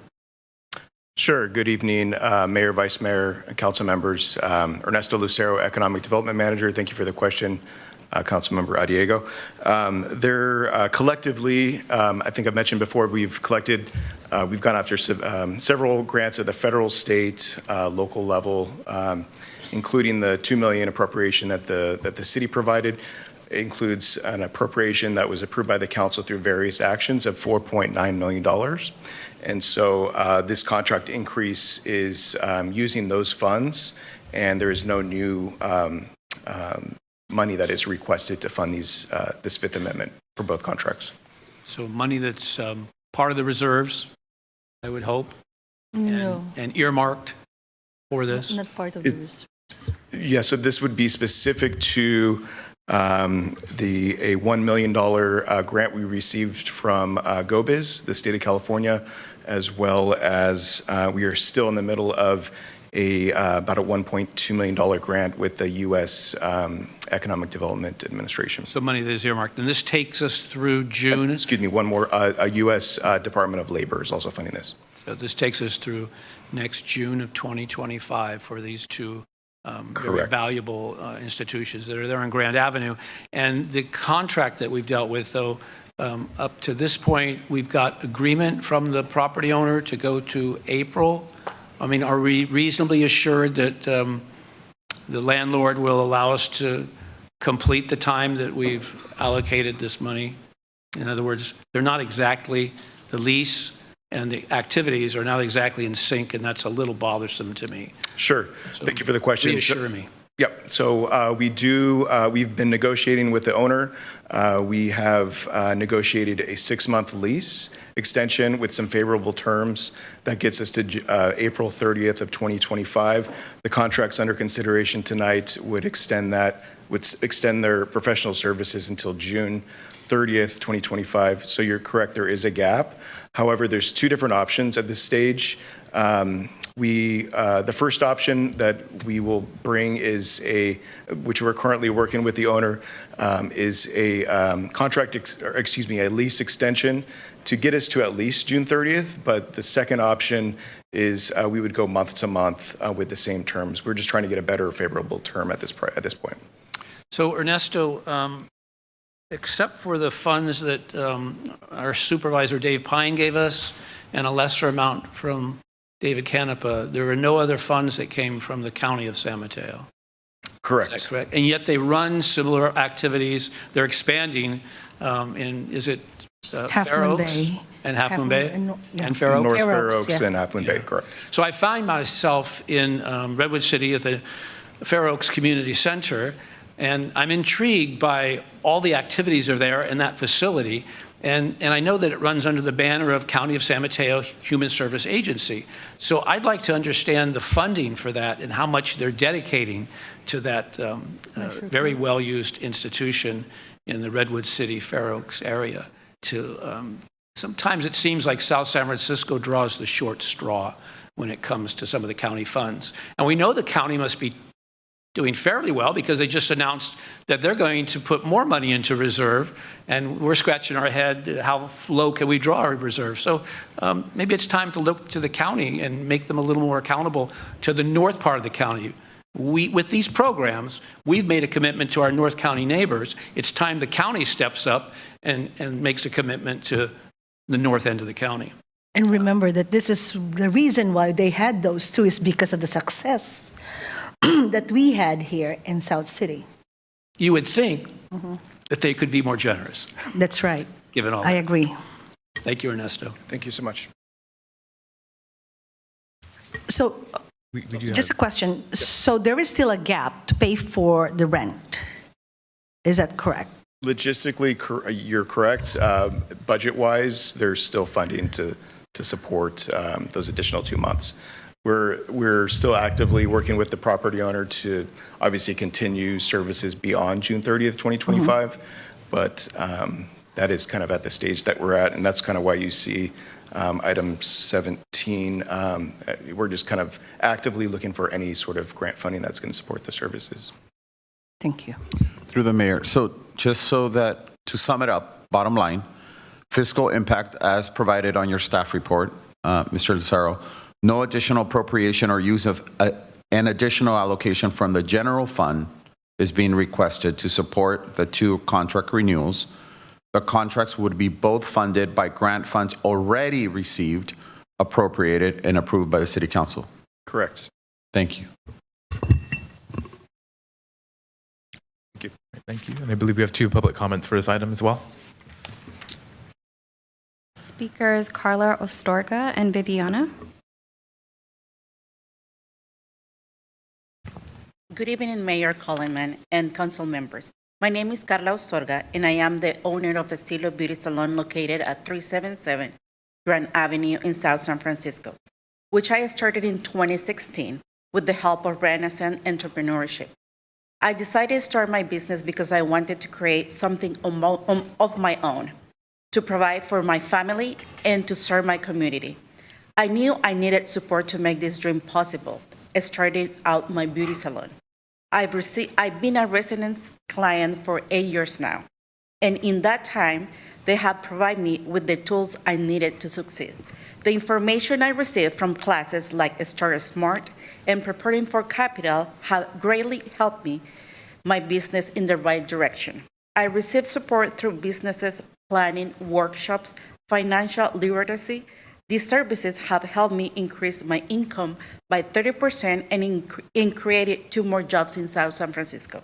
In July of this year, they helped me receive the 2024 South San Francisco Post-Pandemic Relief Grant, which has been a great help to my business coming out of the pandemic.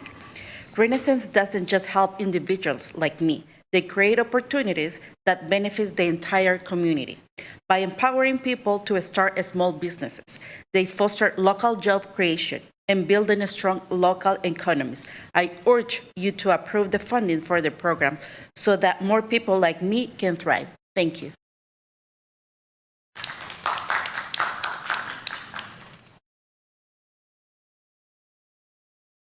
Good evening, Mayor Coleman, Vice Mayor Flores, and City Council members. My name is Eugenia Viviana Hurtado, and I'm the owner of Viviana Luxury, a luxury candle business based here in South San Francisco, specifically in Old City. I started my business in 2022 with support from the Renaissance Entrepreneurship Center. I started my business because I wanted to build a better future for my family, and the reason I saw entrepreneurship as the path forward is that my father became very ill. He has advanced Parkinson's, and I did not have the flexibility in my corporate job that I have with my own business to be able to help with caregiving duties, and so I moved back from New York City to South City. I also wanted to give back to my community by providing a unique and luxury candle that was from South City, to be able to build a brand that is beautiful, that is Latinx, and that is from the industrial city. It's my pride and joy. I've been receiving services with Renaissance for 2 years, and in that time, their support and their programming has been invaluable. I was just recently able to become a certified minority-owned business through the National Minority Supplier Diversity Council, and I'm currently working on my WeBank, women's ownership certification, thanks to their classes and to their one-on-one consulting. I also participated in multiple marketplaces that get held here in South San Francisco, helping, and throughout the county, helping my business get more visibility. Another major area of support, Renaissance provided me with access to capital. I received some money from the seed grant to advance my business, in addition to some programming grants to help build my website. All of this has culminated in our brand at a very young stage, getting into Whole Foods, sold here in San Mateo County and throughout the Bay Area. Again, none of this would have been able to happen without the support of Renaissance every step of the way. Renaissance has helped me with everything from my financial planning and bookkeeping to marketing strategies. Their ongoing mentorship has kept me motivated and informed as I navigate the many challenges of running a small business. And trust me, there are a lot of challenges. These services have helped me increase my income in the 2 years of business year over year by 50%, helping me succeed in financial self-sufficiency. Renaissance empowers people to become business owners, and in doing so, they help build stronger, more vibrant communities, but they also ensure that our businesses not only start, but continue to grow and prosper, not fail, the way it happens with a lot of entrepreneurship. Supporting them means supporting local jobs, local families, and a thriving local economy. Again, I also join my colleagues and other Renaissance clients and friends to approve the funding for Renaissance programs. Thank you. Thank you.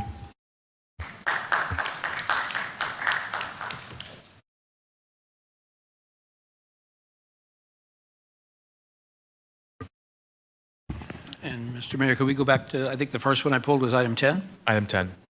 Or 17? Michael Gus, Economic Development Specialist. I'm here for item 17. Let's just go with 17. Would you like a presentation? Well, apparently you're prepared, so okay. Go ahead. So the Economic Development Administration has a $25 million grant that is highly competitive and national that is available. We have existing resources.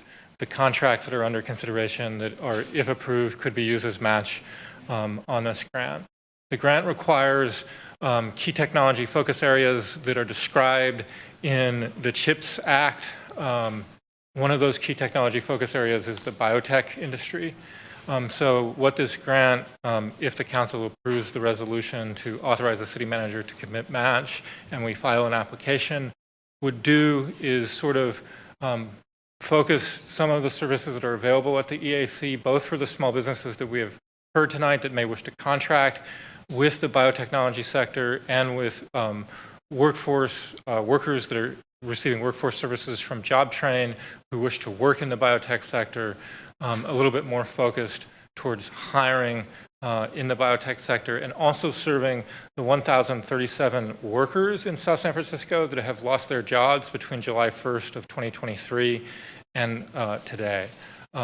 So this grant, if approved, we would have to issue RFPs because of the award amount, but we would provide services along the Economic Advancement Center model to help people find employment and start businesses here in South San Francisco.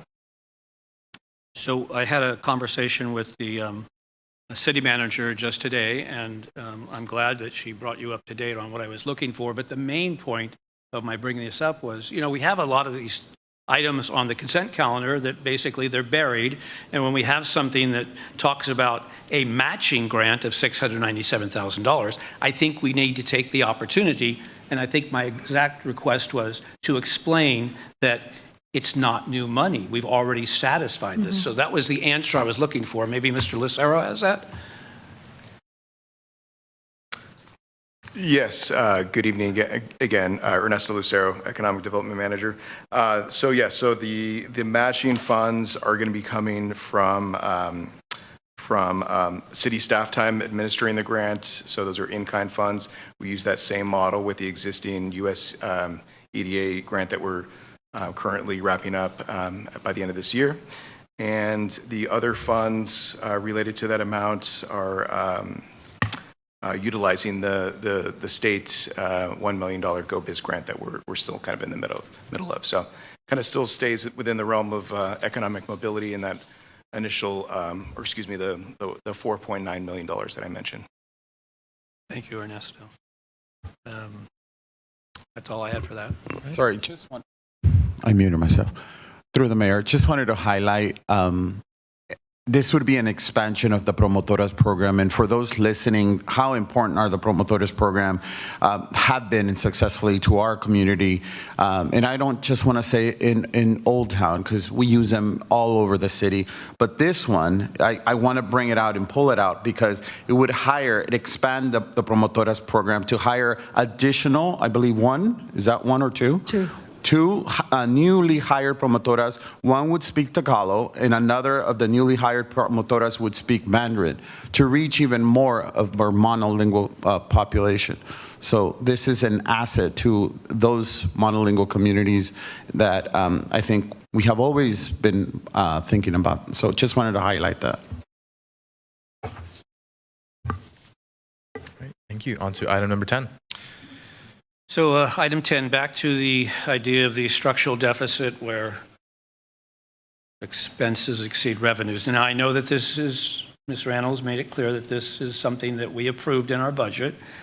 And, the budget is extensive enough that sometimes items don't look the same at budget time as they do when they actually go into approving a resolution to amend our wage and salary schedule to create a new classification. So, the total compensation for this is really not a problem. It's a modest amount of money. I assume it includes benefits. And my only question is this the right time to be creating permanent positions? And that's not a question for you to answer, Leah, so you're off the hook. It's really a question for my colleagues to just consider.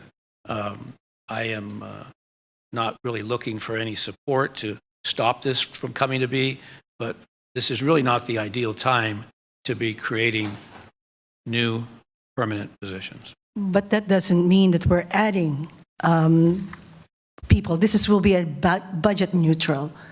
And I think for this person to be a permanent part-time person is really important because those Sign Hill stewards, I have volunteered some Saturdays, and they're really needed because this person is the one who spearheads those fire resiliency efforts, explains those native planting events, and taking out of those invasive plants over there.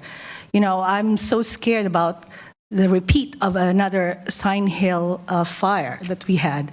And that's what I'm scared about. I think this is really important for this person to be hired as a permanent part-time, right? This is a permanent part-time, that's a permanent full-time. And then this also is reflected in the less than 5% budget that they have for Parks and Rec. But I think this position is very important. And I could agree with your assessment, given that background that you shared. But really, we're looking at a situation where, we don't know that the business license tax will pass. But right now, we're hopeful that it'll pass, and it still leaves a deficit of $5 million. And in future years, that deficit will grow. So if you have to come back in a year or two and eliminate positions, where do you start? You normally start with what you've just created, because it's a new program. And I'm just trying to drive home the point that was made earlier about what the deficit means, and it needs to be foremost in our minds. But I'm prepared, if somebody makes the motion, I'm prepared to support the entire consent calendar tonight. So moved. Do we have a second? I'll second. All right, roll call, please. Mayor Coleman, Yes. Councilmember Arriago, Yes? Councilmember Nicholas, Aye. Councilmember Nogales, Yes. Vice Mayor Flores. Yes. Thank you, so moved. Move along to our public hearing. Item number 19 is a report regarding a public hearing related to the bond financing for the Grand and Linden Family Apartments, 201 to 219 Grand Avenue and 418 Linden Avenue, including issuance of tax-exempt bonds by the California Statewide Communities Development Authority in an aggregate principal amount not to exceed $45 million. Item number 18A is the resolution. All right, thank you. And before we begin, I will open the public hearing. Thank you. Good evening, Mayor, Vice Mayor, Council Members. Nell Sealander, Economic and Community Development Director. This is a very brief presentation regarding what's called a TEFRA hearing, or a Federal Tax Equity and Fiscal Responsibility Act hearing. So in 2015, the city approved Rome Development Corporation's development at Grand and Linden. They're called the Grand and Linden Family Apartments. It's 84 affordable housing units spread across two sites, the corner of Grand and Cypress and 418 Linden. The project began construction in 2021 and wrapped up construction late last summer, early fall, and then proceeded to lease up. They're now at the point, the development team, the ownership team is now at the point where they're converting from construction financing to permanent financing. And what has elapsed is the time that the TEFRA hearing that the City Council completed in 2021 lasts. That TEFRA hearing that the City Council conducted in 2021 and approved the corresponding resolution expired earlier this year. And so they cannot convert from construction financing to permanent financing without renewing this resolution, essentially. And so that's really what's before you this evening. The most important component of this is that there is no fiscal responsibility on the part of the city. A TEFRA hearing is required for any public project where bonds are issued, and the local jurisdiction has to adopt a resolution complying with this federal tax law. And so it doesn't change the city's relationship to this project. The city formerly owned this land, sold it to a developer, issued permits for the project, oversaw its lease up, and we will continue to monitor the project as affordable housing. None of those things change with this hearing. This is simply about the developer's financing for the project, and it doesn't increase our financial obligations to this project in any way. I'm happy to answer any questions. The associated resolution is recommended by staff this evening. Any comments or questions? Is anyone else here to speak? Is Rome here to speak, or? They did not. I'll go ahead and move approval of the proposed tax-exempt revenue bonds. I second. All right, roll call, please. Vice Mayor Flores, Yes. Councilmember Nogales, Yes. Mayor Coleman, Yes. Councilmember Arriago, Yes. Councilmember Nicholas. Aye. All right, great. I guess I will now close that public hearing and open another public hearing for the next item.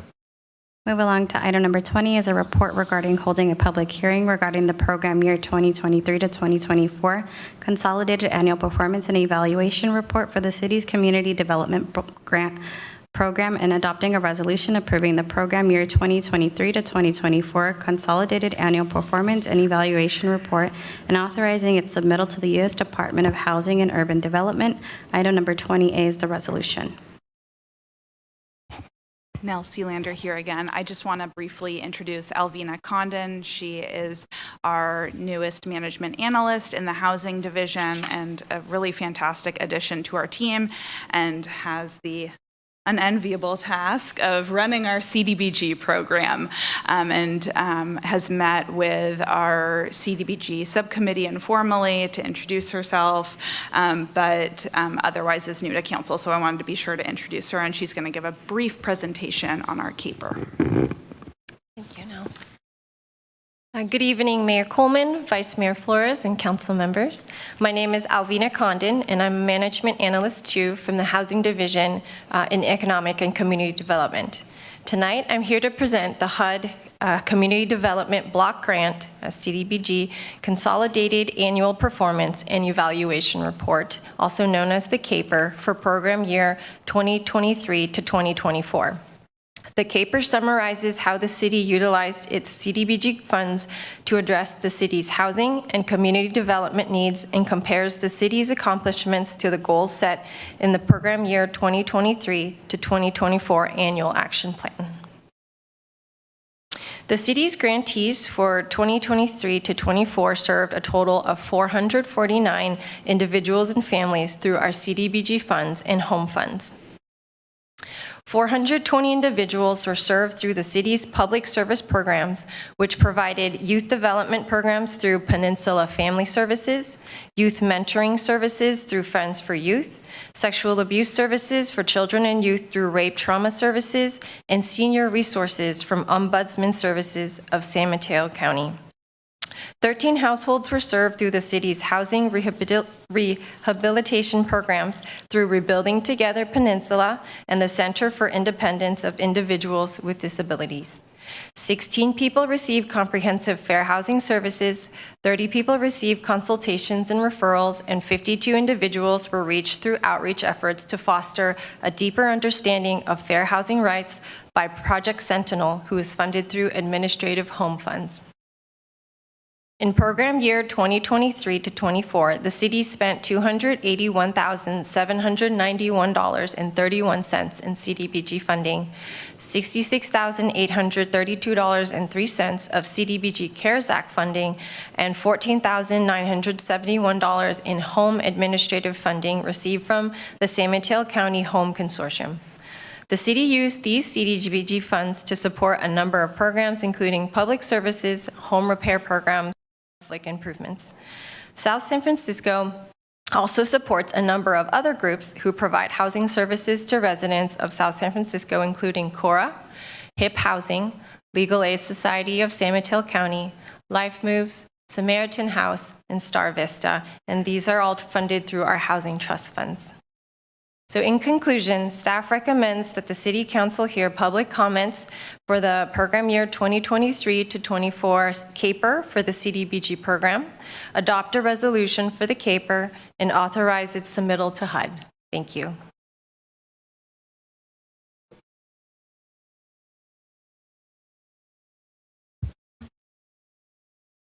Do we have any comments from council or questions? Questions. It's the first time I actually get to participate in this conversation because I've always had to recuse myself.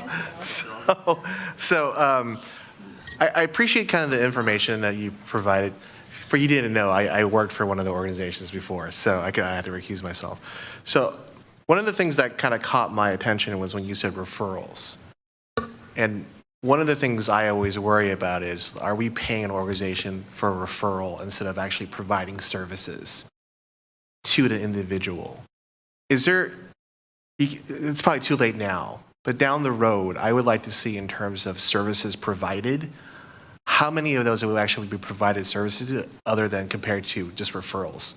Because that's an important number for me, because I want to make sure that the organizations that we're actually funding are actually helping people and there's actually results. You know, because I'm also interested in terms of, like, for example, the Legal Aid Society, in terms of for the instances where they had individuals who had evictions, how many of those were successful, right? I think that these are really important data points for us to have that I've always wanted to ask the questions, but I could never participate in. But those are the things that I'm looking for moving forward. So I appreciate the conversation. So that's a warm up the next time around. But I just have a question on that, Councilmember Nogales. For the legal aid, right? I don't think we can agree. I mean, we can assure that everybody that has been helped will win their cases. Oh, no, right? yeah. So I think as long as there's legal representation and legal help that was afforded to them. So. Oh, yeah, I think that's a great point. It's not so much the wins, like for the legal things, those are things that are just going to happen. But I want to make sure that the funding that we're giving, these are very important dollars that we're giving out to organizations. And I want to make sure that we are providing services to our residents when we see this. I just don't want to see numbers and not understand the numbers in terms of services. These are individuals. These are the reports that we get from this. And also, we are very lucky to be recipients of this. Not all cities get this. That's all the question I had. Thank you very much for your work. Yes. Thank you. And do we have any public comments for this or additional comments? Right. No public comments for this item. Right. So do we have a motion? I'll make that motion. Do we have a second? Second. All right. Could we get a roll call, please? Vice Mayor Flores? Yes. Councilmember Nogales? Yes. Yes. Mayor Coleman? Yes. Councilmember Diego? Yes. Councilmember Nicholas? Aye. Thank you. Thank you. I will close the public hearing now. Next item. We'll move along to our administrative business. Item number 21 is a report regarding a resolution awarding a construction contract to HP Communications, Inc. for the 2024 broadband fiber optic network project in the amount not to exceed $998,501.40 for a total construction budget of $1,148,368.61 and authorizing the city manager to execute that agreement. Item number 21A is the resolution. Good evening, Mayor, Vice Mayor, council members. Tony Barrera, the IT Director. Tonight's item is to award a contract to install fiber optic cables up to the Westboro area. A little background on the project. In 2021 and 22, the city received over $12 million in American Relief Plan Act grant funding for... Mic on? Sorry, excuse me. It's on. Okay. Oh, I guess I'm not picking up. 21-22, the city received over $12 million in ARPA, or the American Relief Plan Act grant funding for COVID relief. Funds were distributed to several projects, and one being for broadband expansion. We were left with $1.2 million for that project. One of the key components of the grant was to provide internet speeds greater than 25 megs download, 3 megabits upload. This project will improve that broadband connectivity in the Westboro area. There's a lot of areas in the city or in that area that does not meet that qualification, the broadband speeds. We hired a consultant to help develop a broadband fiber optic construction documents to install the city fiber optics in city-owned conduits that we have built recently. The scope of work includes installing a 288-strand fiber cable from 840 West Orange to the Westboro Preschool and potentially to connect Fire Station 64. This is the route on the map on the right, is the path of the fiber optic cables. Also, with this new fiber installation, we'll be able to lease fiber to carriers to help build out in the Westboro area. Currently, there's only 2 carriers that provide service out there, which is AT&T and Comcast.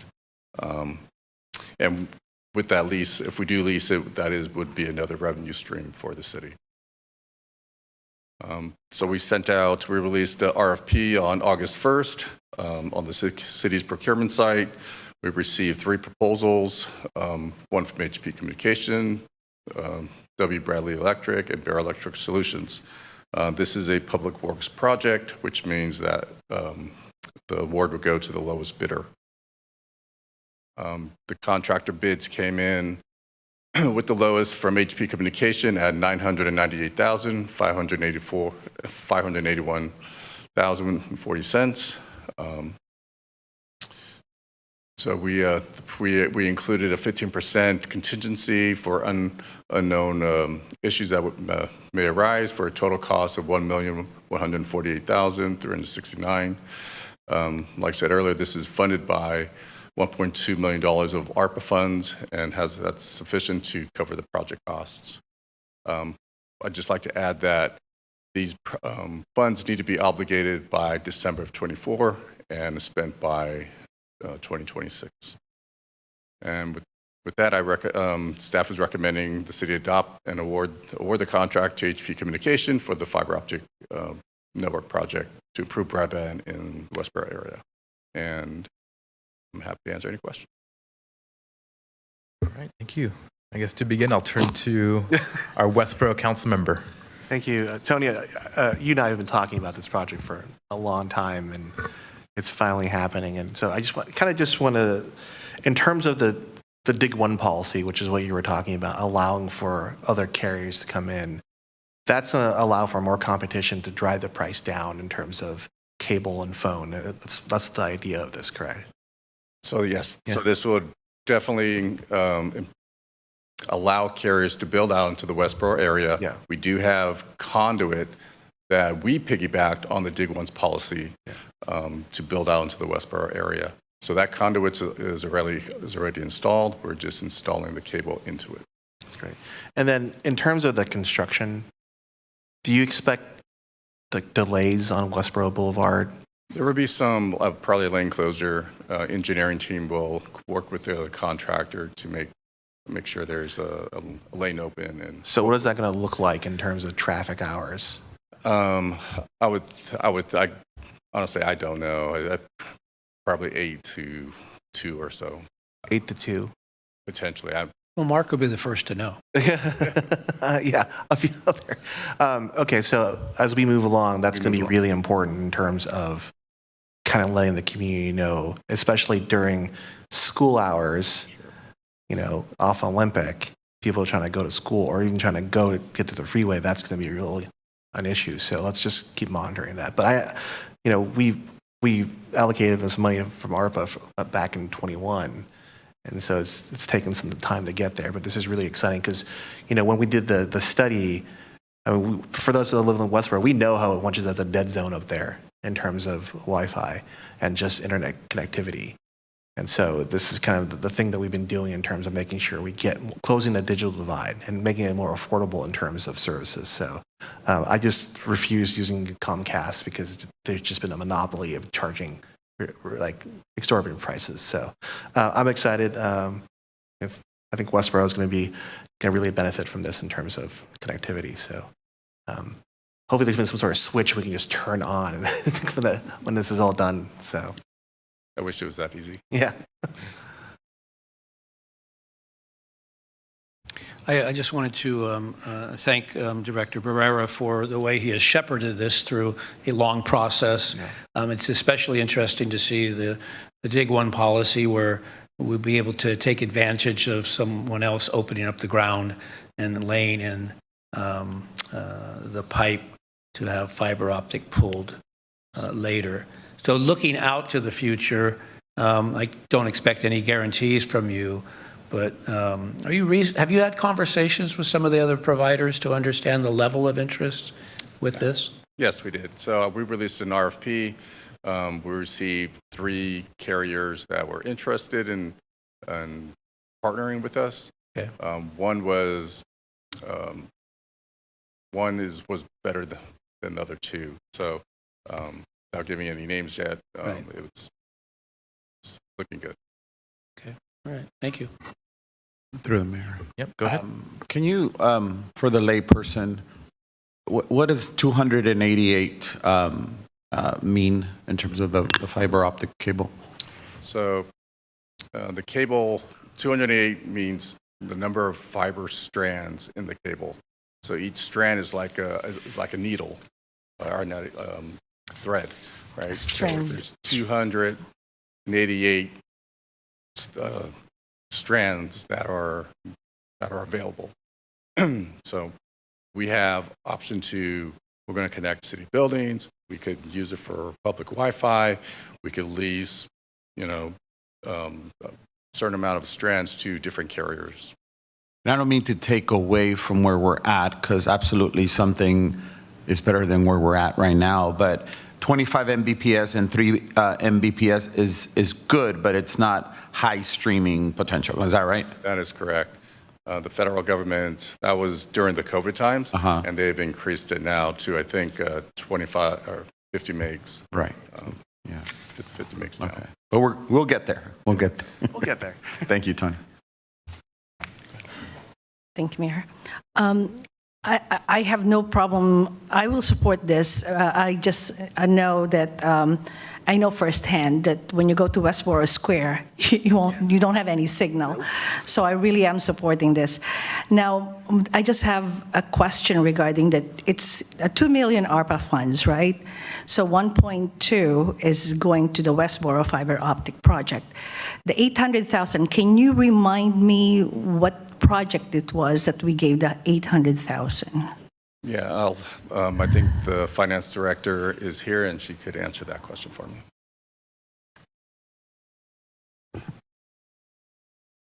Good evening, Mayor, Vice Mayor, Council Member. Thank you for the question. So basically, if you remember that the city received about 12.3 million. Mm-hmm. So at that time, I guess the initial is allocated to the projects. But as the rules changed, so city elected to allocate 10 million for the revenue loss. So during that process, some of the money that was initially assigned to the public Wi-Fi was switch funding and kind of reallocated to the revenue loss category.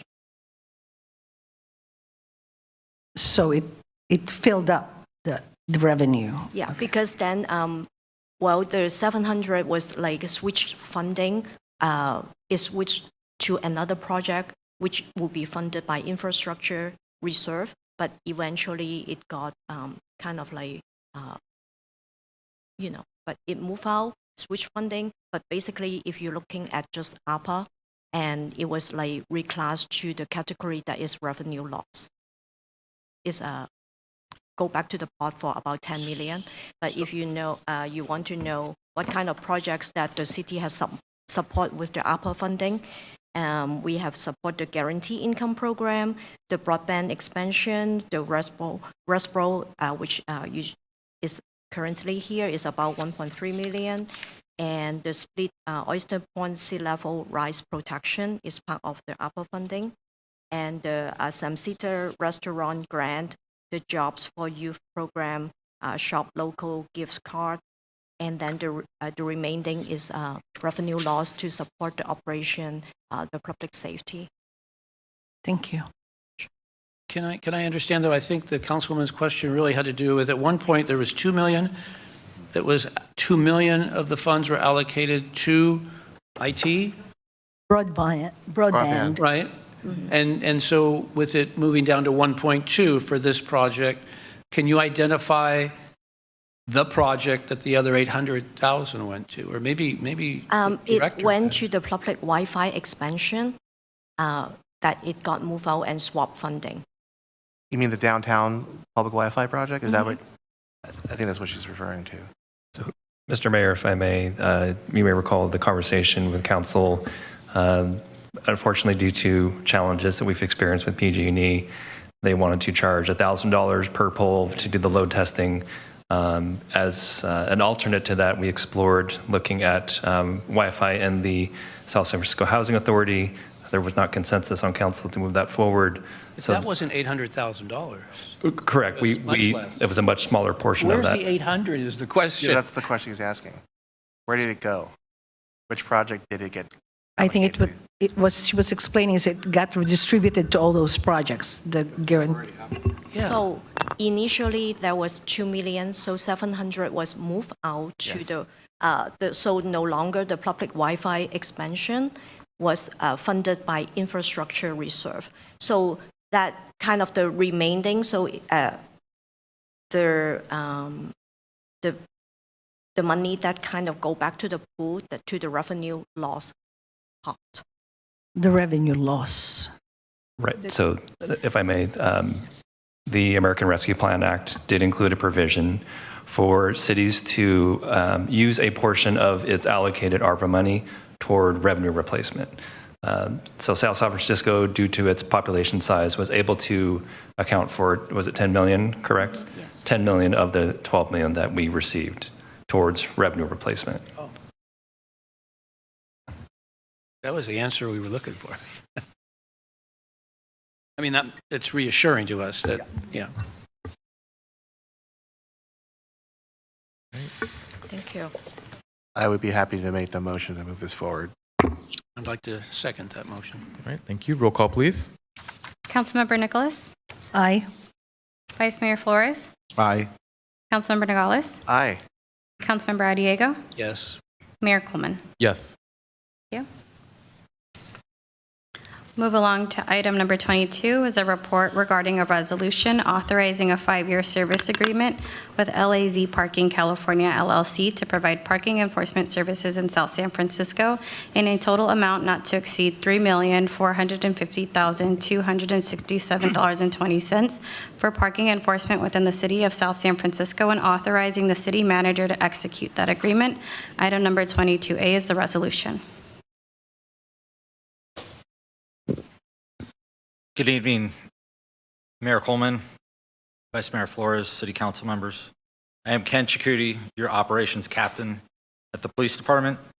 Tonight, I bring to you a proposal to privatize parking enforcement in the city of South San Francisco. With me, I have our investigations captain, Anthony Pinnell, who's also one of our department's traffic experts, as well as representatives from LAZ Parking CA LLC, who will provide a brief presentation after the introduction. By contracting with LAZ, their employees will provide service that include parking enforcement, abandoned vehicle assessments, and traffic control throughout the city. This will provide fair and consistent enforcement in all areas to include the downtown area, municipal parking lots, public parking garage, the area around the new LPR where we're at now, and all the commercial and residential neighborhoods throughout the city. Historically, our police department has employed 3 full-time parking enforcement officers. In recent years, we have operated with only 1 full-time parking enforcement officer who was recently promoted into the role of police service technician. Currently, all 3 parking enforcement positions are vacant, and recruitment efforts have been unsuccessful. After meeting and conferring with the Police Association executive board members, it was decided that exploring privatizing parking enforcement with LAZ was the best option for the city and for the police department. If this proposal is approved, LAZ will be providing service that includes 4 full-time parking enforcement officers and 1 full-time supervisor. The increase in personnel will lead to an increase in parking enforcement services to our community. Although the goal of this program is to not generate revenue, it is believed the increase in enforcement will generate enough revenue to make the implementation of LAZ net neutral. All of the LAZ personnel that will be providing service here in South San Francisco will be vetted through an in-depth background check and approved by the police department and the LAZ. They will be provided with training from our current department personnel, and this will allow the LAZ personnel the ability to conduct enforcement that aligns with our historical enforcement efforts. The police department will have final review of all appeals and make the final decision on the outcomes. If the proposal is approved, the police department, as well as LAS, will conduct extensive community outreach efforts to notify the public about the implementation of this service. The notification process would include media releases, social media postings, city website notifications, signboards erected throughout the city, and face-to-face contacts with our downtown business owners and merchants. For non-egregious violations, there will also be a grace period of 2 weeks where warning notices will be issued instead of citations. This proposal is for a 5-year contract with LAS that includes a 30-day opt-out clause where either party may terminate the contract within 30 days' notice. Agreeing to a 5-year contract locks in pricing for that time frame and allows the city to appropriately plan future budgets. A 3% cost of living adjustment is added each year. In closing, the police department believes the service provided by LAS will increase public safety and keep enforcement fair and consistent throughout the city. And I'd like to turn the presentation over to Mohammed Mansour, the Vice President of Municipal Services. And after his presentation, we'd welcome any questions. Thank you.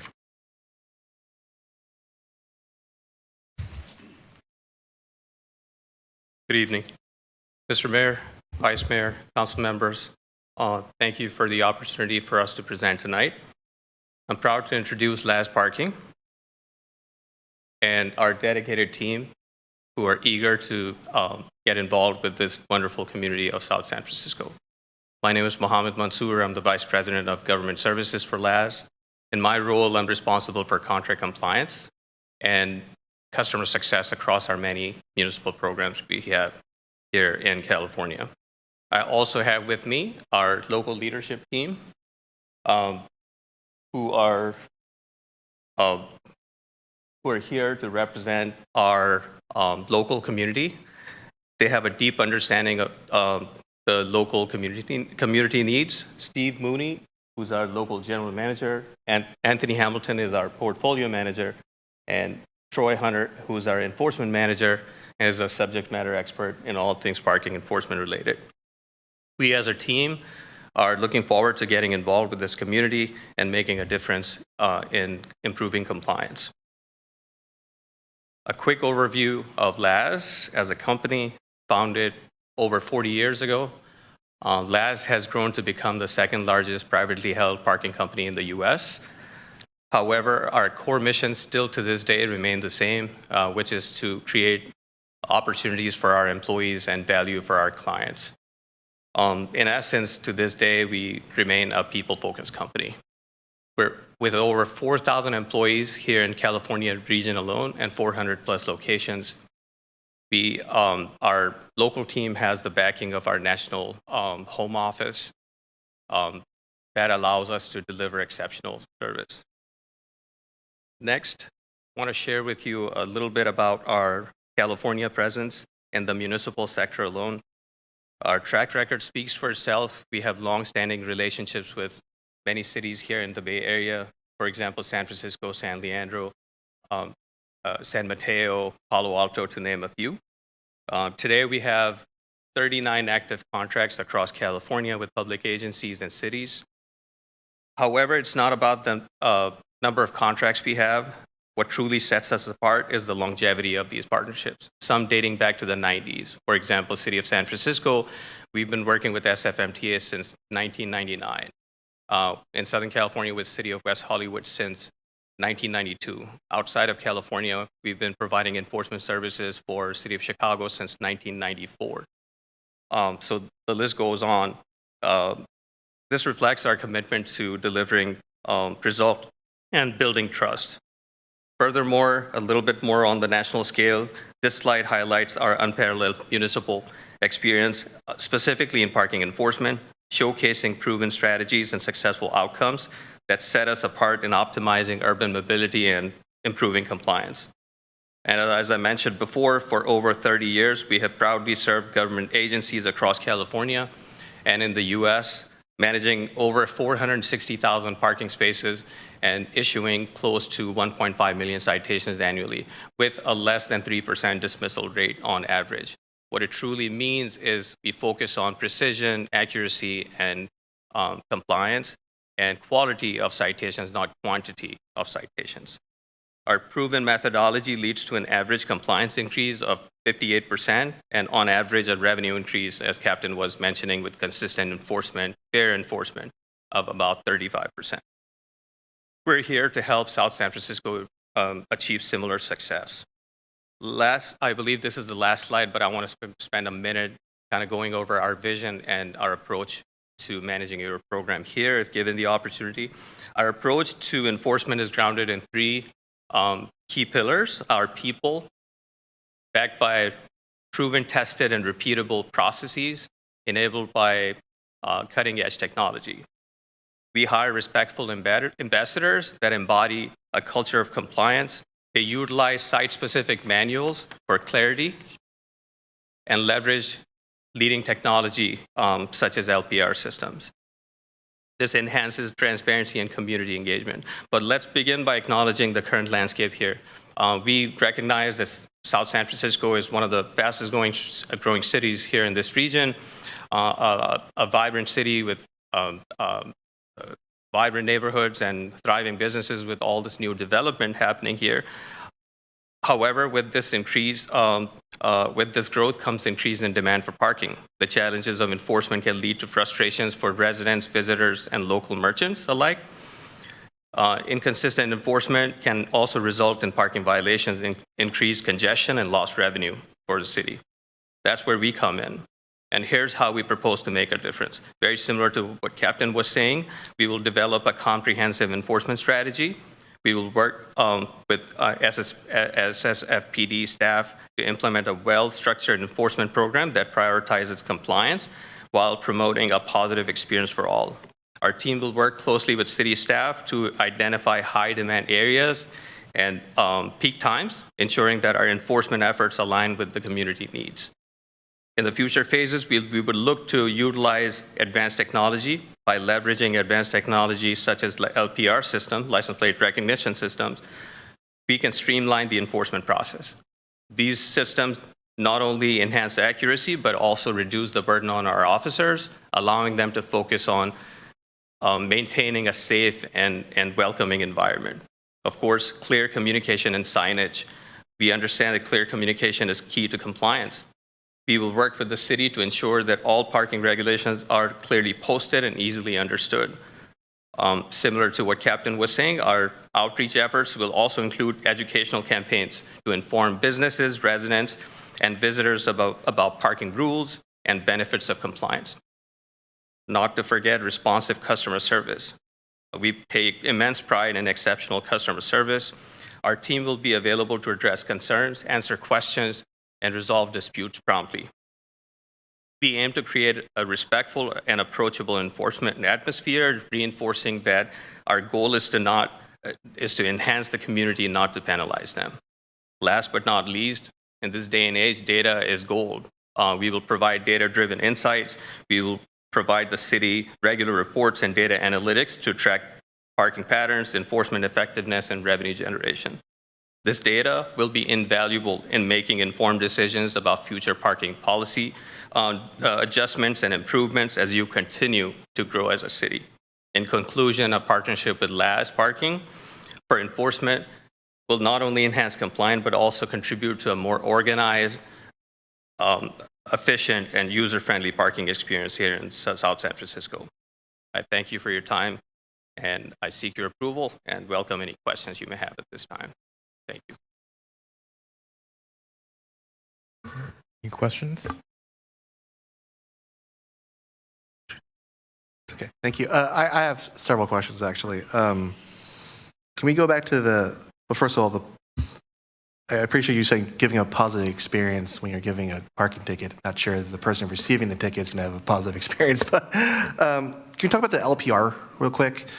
So you were talking about reviewing LPR video footage. Are you saying that you could potentially issue a ticket by reviewing the LPR footage, like after the incident or after an issue? I'm trying to understand. No, that's not accurate. Okay, I just want to make sure. So we'll work with city staff to implement LPR technology sometime in the future phases. Initially, that's not the plan. Okay. Yeah, just for clarification, that is some technology that could potentially become something we would look at in the future.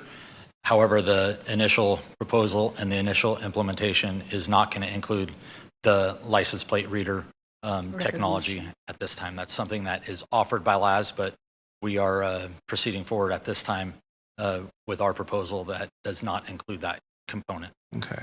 Because I guess I would be a little concerned in terms of the after the fact of issuing a ticket, you know. But again, that's not what's happening here in this particular instance. Okay. And then I wanted to understand the data potentially. So what data could you come from this? Because you're talking about policy and we've talked about, you know, developing more parking spots and anything, but I'm interested in terms of like how your data can help us in terms of policy. Like, So, go ahead. if I may. Yeah. So, yeah, so I think that the Mr. biggest data point is, I'm sorry, biggest data point is occupancy. When you have consistent enforcement, we also track occupancy at the meters or even the time zones and how frequently they're turning. Mhm. So parking turnover, your peak times, all that detection data lets you make those decisions in the future about having expansion of metered program. As you develop as a city, you might need to expand your meter program or your time zones, or you're possibly introducing residential permit program if it's a spillover into residential streets. So things of that sort come with consistent and fair enforcement where we track how many cars per hour by day, by week, by time of the day. Okay. That level of detail. And then, so kind of walk me through this process. Sure. Because let's say there's a person who's double parked, because we see that in Grand Avenue all the time, where people are double parked and they're trying to, maybe helping an elderly and family member try to get there. So does the parking enforcement person like wait, or does immediately like react to that? You know? No, they engage, and Okay. they would even same goes for someone who is actively paying a meter, but they haven't paid a meter. So giving them an opportunity to pay the meter or move their vehicle if they're double parked, but making yourself visible enough that you know there's enforcement on the ground. So the issue I have is when like trucks are double parked, and because we've seen it, we've heard the complaints, and so hopefully, if that is an enforcement policy we can jump on, I would appreciate it. Yeah. So, I'm looking at it as more of, you know, when I touched on like the historical approach, working with LAS and having them work in partnership and side by side with us through an intensive training program. Yeah. We don't want to lose control over spirit of law versus letter of law, especially with our business owners and merchants and the people that are visiting South San Francisco regularly, and, you know, residents that are parking in neighborhoods. So I think the communication that we have and the understanding and expectations that we have at the police department, the same vision shared and learned with the LAS employees and the consistency of the employees that are going to be working here. It's not like going to be a revolving door. LAS employees aren't going to be just circulating through like whoever is available to come work in South San Francisco that day. The people that are going to be working here are the people that we are going to be having trained side by side with our current police service technicians, our current sworn officers that are still going to be out there doing enforcements during the times when the LAS employees are not working. But yeah, that certainly is something that's going to be communicated and taught throughout the process, so we're all on the same page. And then this is more of a comment in terms, and I've had this conversation with Chief Campbell, is that I personally I always have concerns when you contract out when potentially it could be hired from within, and so this sounds, in the conversation I have with Chief Campbell, it sounds like this would help relieve in terms of focusing on other work in terms of more essential, more issues that are happening with the city, because now you have a company potentially focusing on one issue, and then you have more officers focusing on other things. That's kind of the conversation I had. And correct me if I'm wrong, Chief Campbell. Or, yeah. Yeah, the implementation of LAS, it really, we had unsuccessful efforts in trying to fill some of the parking enforcement positions that we had. Fortunately, there was a retirement that happened with one of the people, and then the other one got promoted, leaving it completely vacant. But a city our size that's growing as quickly as we can, and traffic, it's no surprise to anyone, is still one of the #1 concerns in a city, and especially the congestion in parking areas, specifically, looking at downtown as an example. Really having the resources and the support to focus on those traffic issues. And the LAS employees, in addition to parking enforcement, one thing I did not mention is they are trained for traffic control. They're authorized and have the ability to, block off an intersection where normally maybe a police officer would be, sometimes even for the mutual aid for like the fire department, if there's a structure fire, residential fire, something like that, where the fire department needs the roadway closed for hoses going across, instead of tying up a police officer, LAS personnel can be out there directing traffic and helping at major injury collisions and extended road closures. So that can be super beneficial as well. Okay, that's all I had. Thank you, Mr. Mayor. Thank you, Mr. Mansour, for your presentation, and thank you, Captain Shukuti, for assuring us that there will be sufficient training so that in the startup, because this is like in my business, this is like overseeing the external service provider. So what I'm looking for in the packet that we received is that I know that LAS has almost like a monopoly of this service, because you don't have any other big competitors. Now, I'm looking for, because you have service contracts with San Bruno, San Mateo, San Leandro, and Palo Alto. I was looking for some sort of a recommendation from them and how it works out for their cities. What I see is just your justification. Has anyone reached out to any of those cities? I know San Mateo is a good friend of ours. Yes, good evening, Mayor, Vice Mayor, Council members. Scott Campbell, your Chief of Police. I've had multiple conversations with Chief Barberini from San Mateo Police Department, as well as Chief Brian Johansson from San Bruno. We discussed the challenges that they had early on, so we're aware of those challenges. We know how to overcome those challenges, and they are extremely happy with the service. San Mateo, for example, started with, I think, about 6 or 7, and now they've increased it to 11 or 12. So they see a benefit. Thank you. And yeah, truly, we need this, because, when you go to downtown during weekends, you can hardly, everybody is double parking over there. My next question is the length of the agreement. You said 5 years will get the most economical sense for all of us. How much is that? Because from my point of view, we're doing this for the first time. I'm a little kind of like scared to go on a long-term relationship. Yeah, and we're comfortable with this because there is the 30-day notice to cancel the contract if we're not happy with the service. Doing a 5-year contract, if you do year to year, we tend to see the costs go up significantly.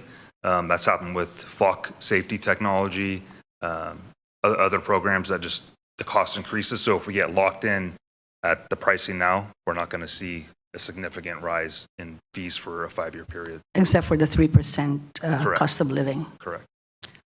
And how long are the contracts for the other cities? Do you know? On average, 5 years. And I think that primarily, Chief said it. I think it's economies of scale also. So we have to procure vehicles that I can amortize over 60 months, and it's much cheaper compared to me doing a short-term lease for a year. So average contract term that we have is 5 years. In some cases, like City of Inglewood, is a 10-year base with 2 5-year options. But on average, it's 5-year base with a few options from there on. I see. And then also because you said you have talked with with the chief Barberini, there must be lessons learned because in a startup, usually there are things that doesn't quite work efficiently. So maybe we can apply those lessons learned in the beginning should we decide to go on with this. Yes, and I think we've already touched on it, but a lot of it was just fitting in with the culture of South San Francisco and how the great service that we provide, and we want them to mirror that service. Having discretion when it comes to someone helping an elderly person out of a car, but they're double parked. Like they see that, they recognize that, have them move along, and we're not out there to be a revenue generator. We're out there to be respectful and make sure the roadway is clear and safe for everybody. Thank you very much.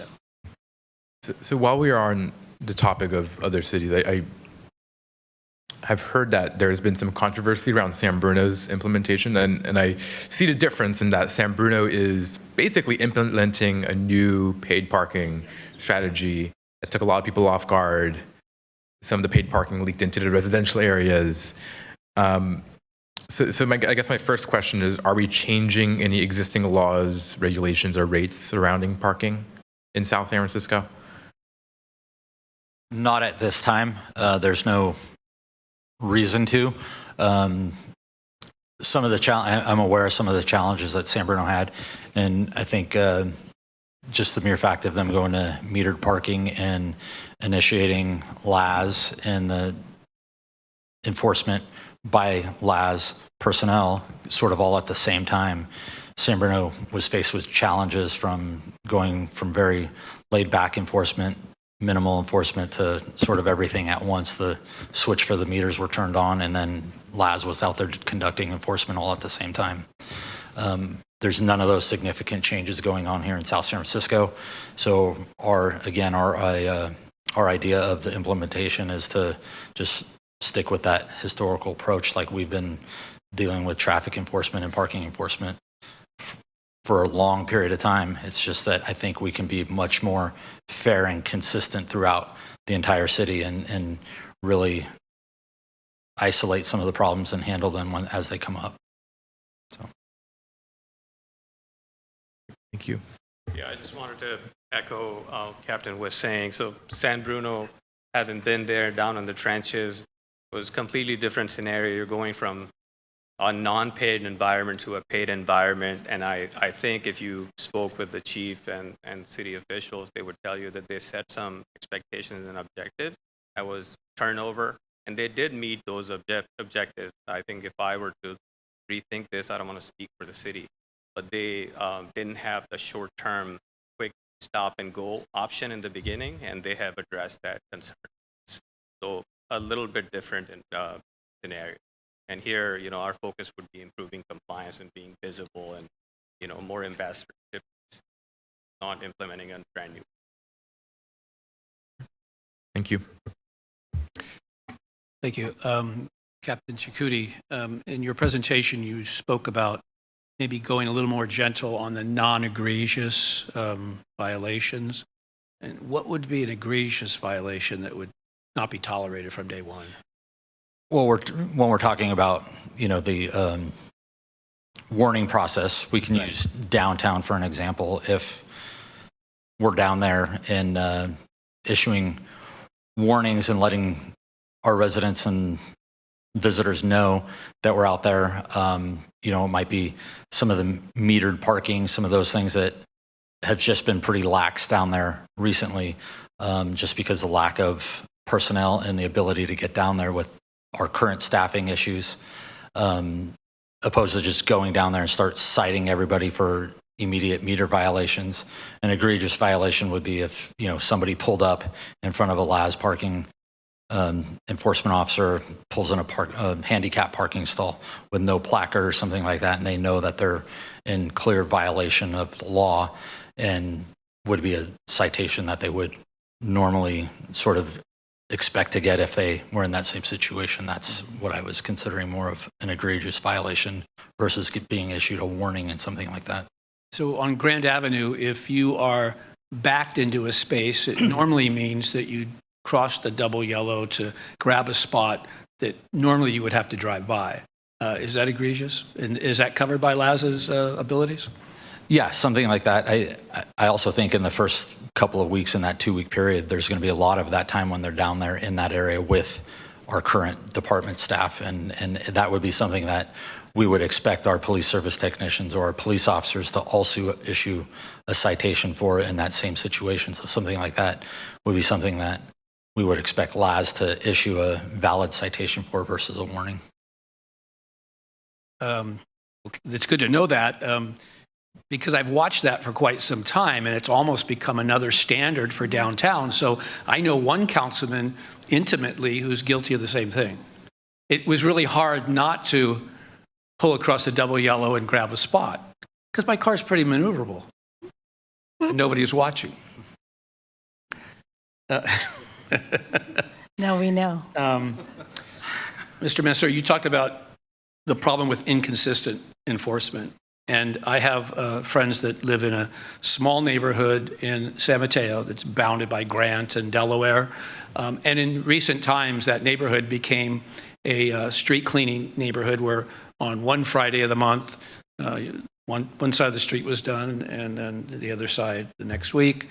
It's something that I'd like to look at long-term in South San Francisco, but I understand that you have been inconsistent, and I'm wondering if that's by the direction of the city, or you're up to 11 officers, and I mean, can you assure us that once we establish the standards, we need to be consistent? Otherwise, people are surprised. The question was for Mr. Mansour, because I think here the staffing levels are predefined. I think they're, predefined staffing levels and some KPIs that are being set by senior management of SSFPD. So we have to adhere to those SLAs and KPIs. When you speak of other cities, when those with consistency came the demand from different neighborhoods that were not under the RPP or meters were not functioning in certain areas. So when Chief was mentioning City of San Mateo, they saw the demand increase with people calling council and saying, I need my neighborhood to be swept or enforced, or spillover is happening in Palo Alto. There was demand for more signage into spillover from Stanford. So there's many use cases where public appreciated consistency in enforcement and eyes on the streets to say that I need more enforcement. Right. Or sometimes into the evenings with businesses expanding and restaurants staying late, open late. Well, I certainly agree with Captain Chikuti that we had the LAX program for a while now, and now we're going to go to the LAZ program, and we need to be gentle with the community because it has been kind of a free for all. People generally know that they're not. And in those neighborhoods where we do have the flip-flop parking, like downtown, and maybe some places you start at 10 o'clock, but others at 7, that's a big difference too, because most everybody wakes up by 9:30, right? Even retired people. But, the earlier hours can be more difficult for people to get their car out of the way before the enforcement comes. So I'm looking forward to it. And then, Captain, if you could look at the situation in District 1, we have areas that are close to the BART station that don't allow parking for more than, 4 hours? Yeah. And I think it's something that we need to look at long-term, whether we want to keep that on the books. BART garage is no longer full. BART seems to be a failing mass transit entity. And I'd like to have a discussion with you about that. And please don't send them loose in that neighborhood right away. Mr. Mansour, were you here for the whole meeting? We were. You were wading through all that. So you see the caliber of residents that we have, and they're not afraid to express themselves. So we'd like to not have a hall full of people that feel victimized by a new program. Thank you. I don't want to be redundant because all of you have really said great, amazing points that I had written down. I just want to get a little technical. The hours and what days are they going to be? Do we expect to see them? So that is actually going to be one of the next steps we're going to meet and figure out schedule-wise what would be the most beneficial for our city and for the enforcement. That is something that we have not touched on yet. We were waiting to get the final approval, and that is at the top of the list moving forward to make sure that we, again, to keep things sort of fair and consistent, focus on the problem areas, the problem times, the times of the day, the actual days of the week where more enforcement is necessary. Great. So. Fair and consistent has been mentioned a few times. In particular, the word fair can mean different things to different folks, right? And I think all my colleagues have said, when there's a new surge, there's different expectations set. I just want to make sure that as part of your training or your shadowing or the implementation or the phasing in of bringing in LAS and getting them acquainted to the department, et cetera, that they understand the culture, not only of South City, but where we've been, where we were 4 years ago, right? It was a completely different city and the tensions that were being held here. And understanding also that how it applies and gets materialized in District 5 and in Old Town in particular, right? So yes, we talk about the hand-holding, the elderly senior citizen, the waving, but there's also something to be said. We didn't get this far just to get this far in terms of our relationships with the department. And I want to make sure that that doesn't get thrown out because there's 4 new implementation officers, parking officers that are there. So that's where my lens is coming from, to ensure that consistency and fairness is also, yes, we got to make sure that we're doing our job, but at the same time, if it's a phased approach, right, it's the education piece. I noticed that here in the staff memo, it said public education. Can you elaborate what that public education is? Because if we say, I think you mentioned social media posts, that to me is only going to be read by those that are on social media. Like, are we outreaching? Are we connecting? Are we introducing to business owners? Like, what is that establishment to ensure that there's a culture there of respect also, of course? Yeah, I think the public education component gets down to the initially getting out there and making face-to-face contacts and having these conversations with business owners and merchants, and who are hopefully going to share the information that we give to them with their employees, with their frequent customers, with their, Uber Eats drivers and the food delivery services and the drop-offs and pickups of deliveries to the particular businesses. We see the congestion that's in the downtown area that obviously needs some more enforcement, but then it goes back again to the spirit of the law versus letter of the law, which is where the fairness component comes in. And I think historically, our enforcement efforts through the police department kept the spirit of the law, letter of the law in mind when issuing citations and understanding the communities that we're in and understanding the people that we're dealing with. We're not out there trying to issue a parking citation to a registered owner of a vehicle that parked in front of their house at 8:45 exactly. And street sweeping was until 9, yet the street sweeper went by 45 minutes earlier. That's, spirit of law is going to let that person park in front of their house and not worry about getting a citation. So those are the education components that we plan on sharing with the LAS employees, but also sharing with the residents and business owners and merchants. Thank you. I appreciate the councilwoman bringing up the length of the contract. I am a little bit worried about that, but we'll see how that goes, to your 30-day explanation on that.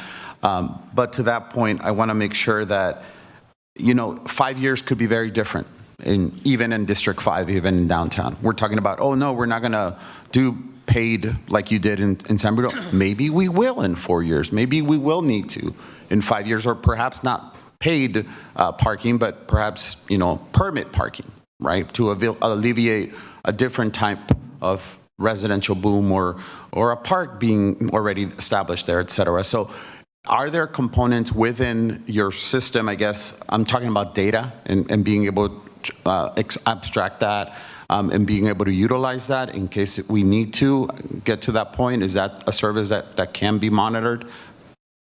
Yeah. So, Councilmember, great question. So, or Vice Mayor, yeah. So even the terms of the agreement are fairly flexible. that you can adjust staffing levels up or down or add resources to the existing agreement. So based on the initial needs is what we had set aside with 4 FTEs at this point. But it's think of it as more of a man-hour concept where you can add more man-hours, so you can do reverse math on what it costs the city per hour for that full-time employee or a supervisor. So based on the scope expansion, we can provide that level of adjustment Okay. to the agreement. And in terms of just overall the jurisdiction, are they covering the entire city, or are there particular areas or neighborhoods or public parking lots that they're not going to be focused, or is it everything right now? Like, what are we talking about? Yeah, their primary focus is going to be, the boundaries are our entire city. So all districts, all areas. A big component that they're going to be dealing with is the abandoned vehicle assessments as well. Those come in quite often in the police department. They tie up resources all the time. We have our abandoned vehicle hotline right now where, our graveyard police personnel often are out there spending a couple of hours a night going around town and doing the abandoned vehicle assessments, where now we're going to be able to just provide that list daily to them. That was my next question. Yeah. Shaw Street, RVs, all of that. Yeah. Okay. And within implementing, you mentioned the abandoned vehicle web or hotline, as well as sometimes folks even report, through C-Click Fix or Engage South City, all of that, they'll be incorporated into those? They will be incorporated to all that, but also with the understanding that when they're not available, then our traditional services that we've been providing forever are still going to be in place. Our police service technicians are still going to be doing enforcement efforts. Our police officers on the people that are calling in, and there's no LAS employee working at that particular time. It's not like they're not going to get the service. That's going to generate a call for service, and we're going to respond accordingly. Okay, thank you. If I could ask City Manager, if we could get through our weekly reports, I'm not going to say every week, but as the implementation gets started, as we could get a check-in of how this evolves, maybe during the first year, Chief and Captain, if we could follow up on that. Sure. Data, tables, anything that you can provide so that we're monitoring as well. And also maybe follow up with when the hours get finalized so that council knows exactly what the schedules look like. Thank you, Mayor. Mr. Mayor, I just have one last thought when it comes to the equability of it. I think, we know that the meters are primarily in District 5 downtown, and for the sake of the business community, we need to enforce that for the way things are posted. But when it comes to other violations that you might find out in neighborhoods, I want to track and know that we indeed are spending a fair amount of time in District 2, where I'm sure there are some violators, and District 4, and not just downtown, because I'm afraid if you're taking care of the parking meters, it would be natural to just punch into the neighborhood nearest to that and then come back to the meters. And that means there would be too much emphasis in particular neighborhoods. So I think we have to be cautious about that. Such a good point. And, someone mentioned KPIs, LSOs. Like, what is that goal, right? Like, what is that distribution, and what are your metrics that you're trying to follow outside of just downtown? So the one thing in the police department, our enforcement is, I know we have 5 districts in the police department. We are broken down into 4 beats throughout the entire city. And part of that training program and the implementation of LAS is going to be them having a clear understanding what our 4 beats are, and how we approach those 4 beats on a daily basis from the police department to keep things fair and consistent, to make sure that, the municipal lots are being properly enforced versus the public parking at the LPR versus some of the areas where we generally get complaints up in the Westboro area and the Greendale Loop, those sorts of areas, and really focus on some of the complaints that have been coming in from time to time throughout the last many years. So keeping it consistent throughout. I think we've done a good job on this. Mr. Mansour, you still want the contract?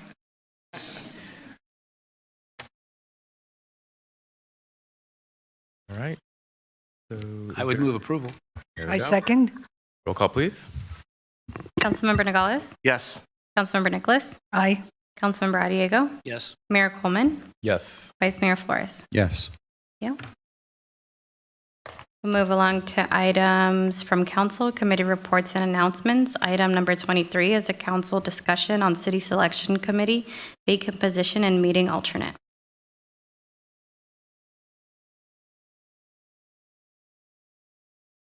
All right.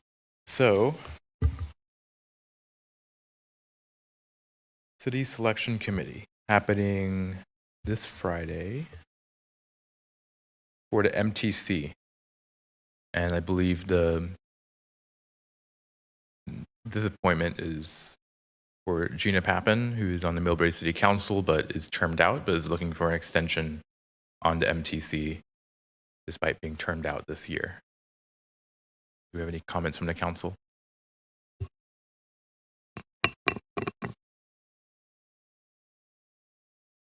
Does Councilman, you serve on MTC, right, Mark? ABAG and PA. Oh, not okay. MTC. Oh, I watch MTC though. Yeah, I imagine you would. Yeah.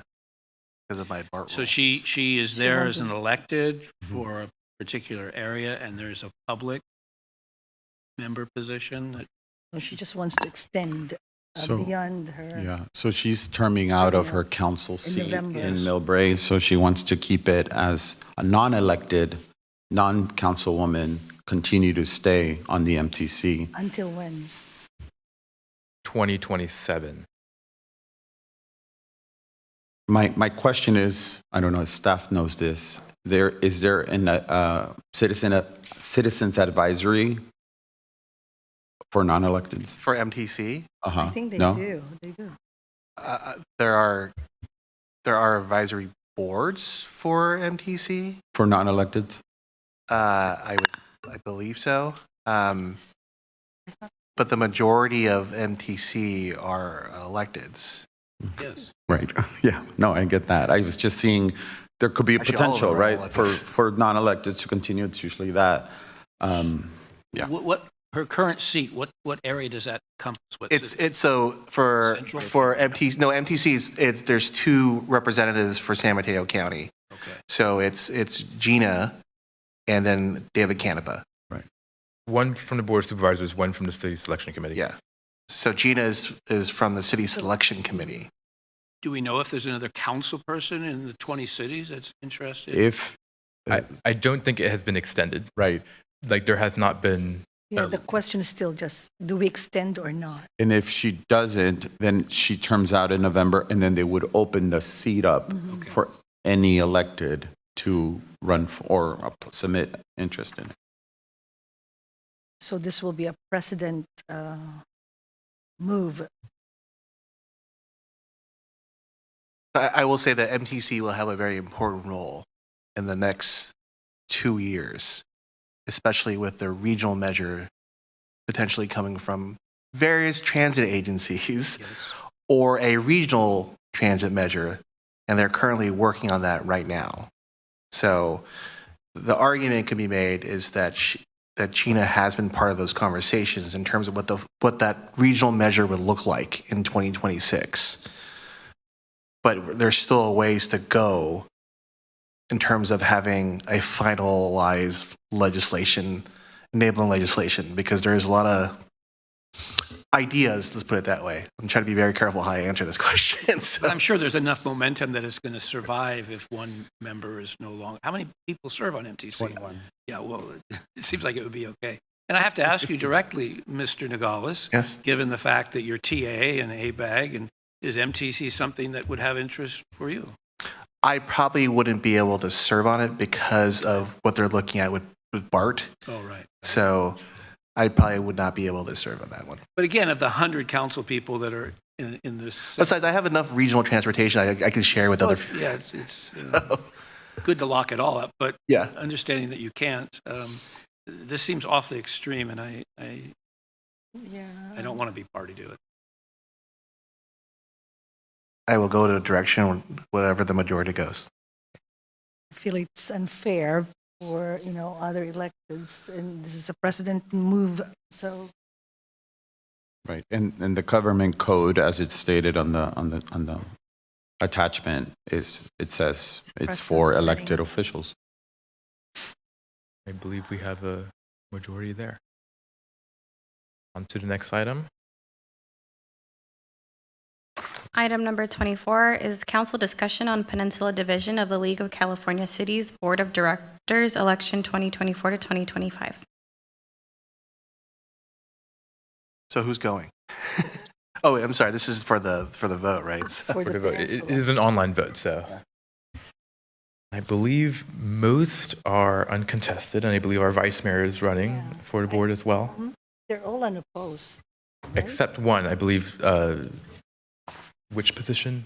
So the Peninsula Division also has a seat on the statewide board of the Cal League of Cities. Yes. And that is I would say the executive board. The individual that has two. The second individual, Councilmember Ellen Kamei, is up from the city of Mountain View. There's another councilwoman or vice mayor, not sure. She hasn't been part of the executive board. And usually how it trends is that in order to be on the statewide board, you first, or not that it's a requirement, but you should have served in your division executive board as president or vice president. And understand the League of Cities kind of dynamics and whatnot. So there's that for that individual.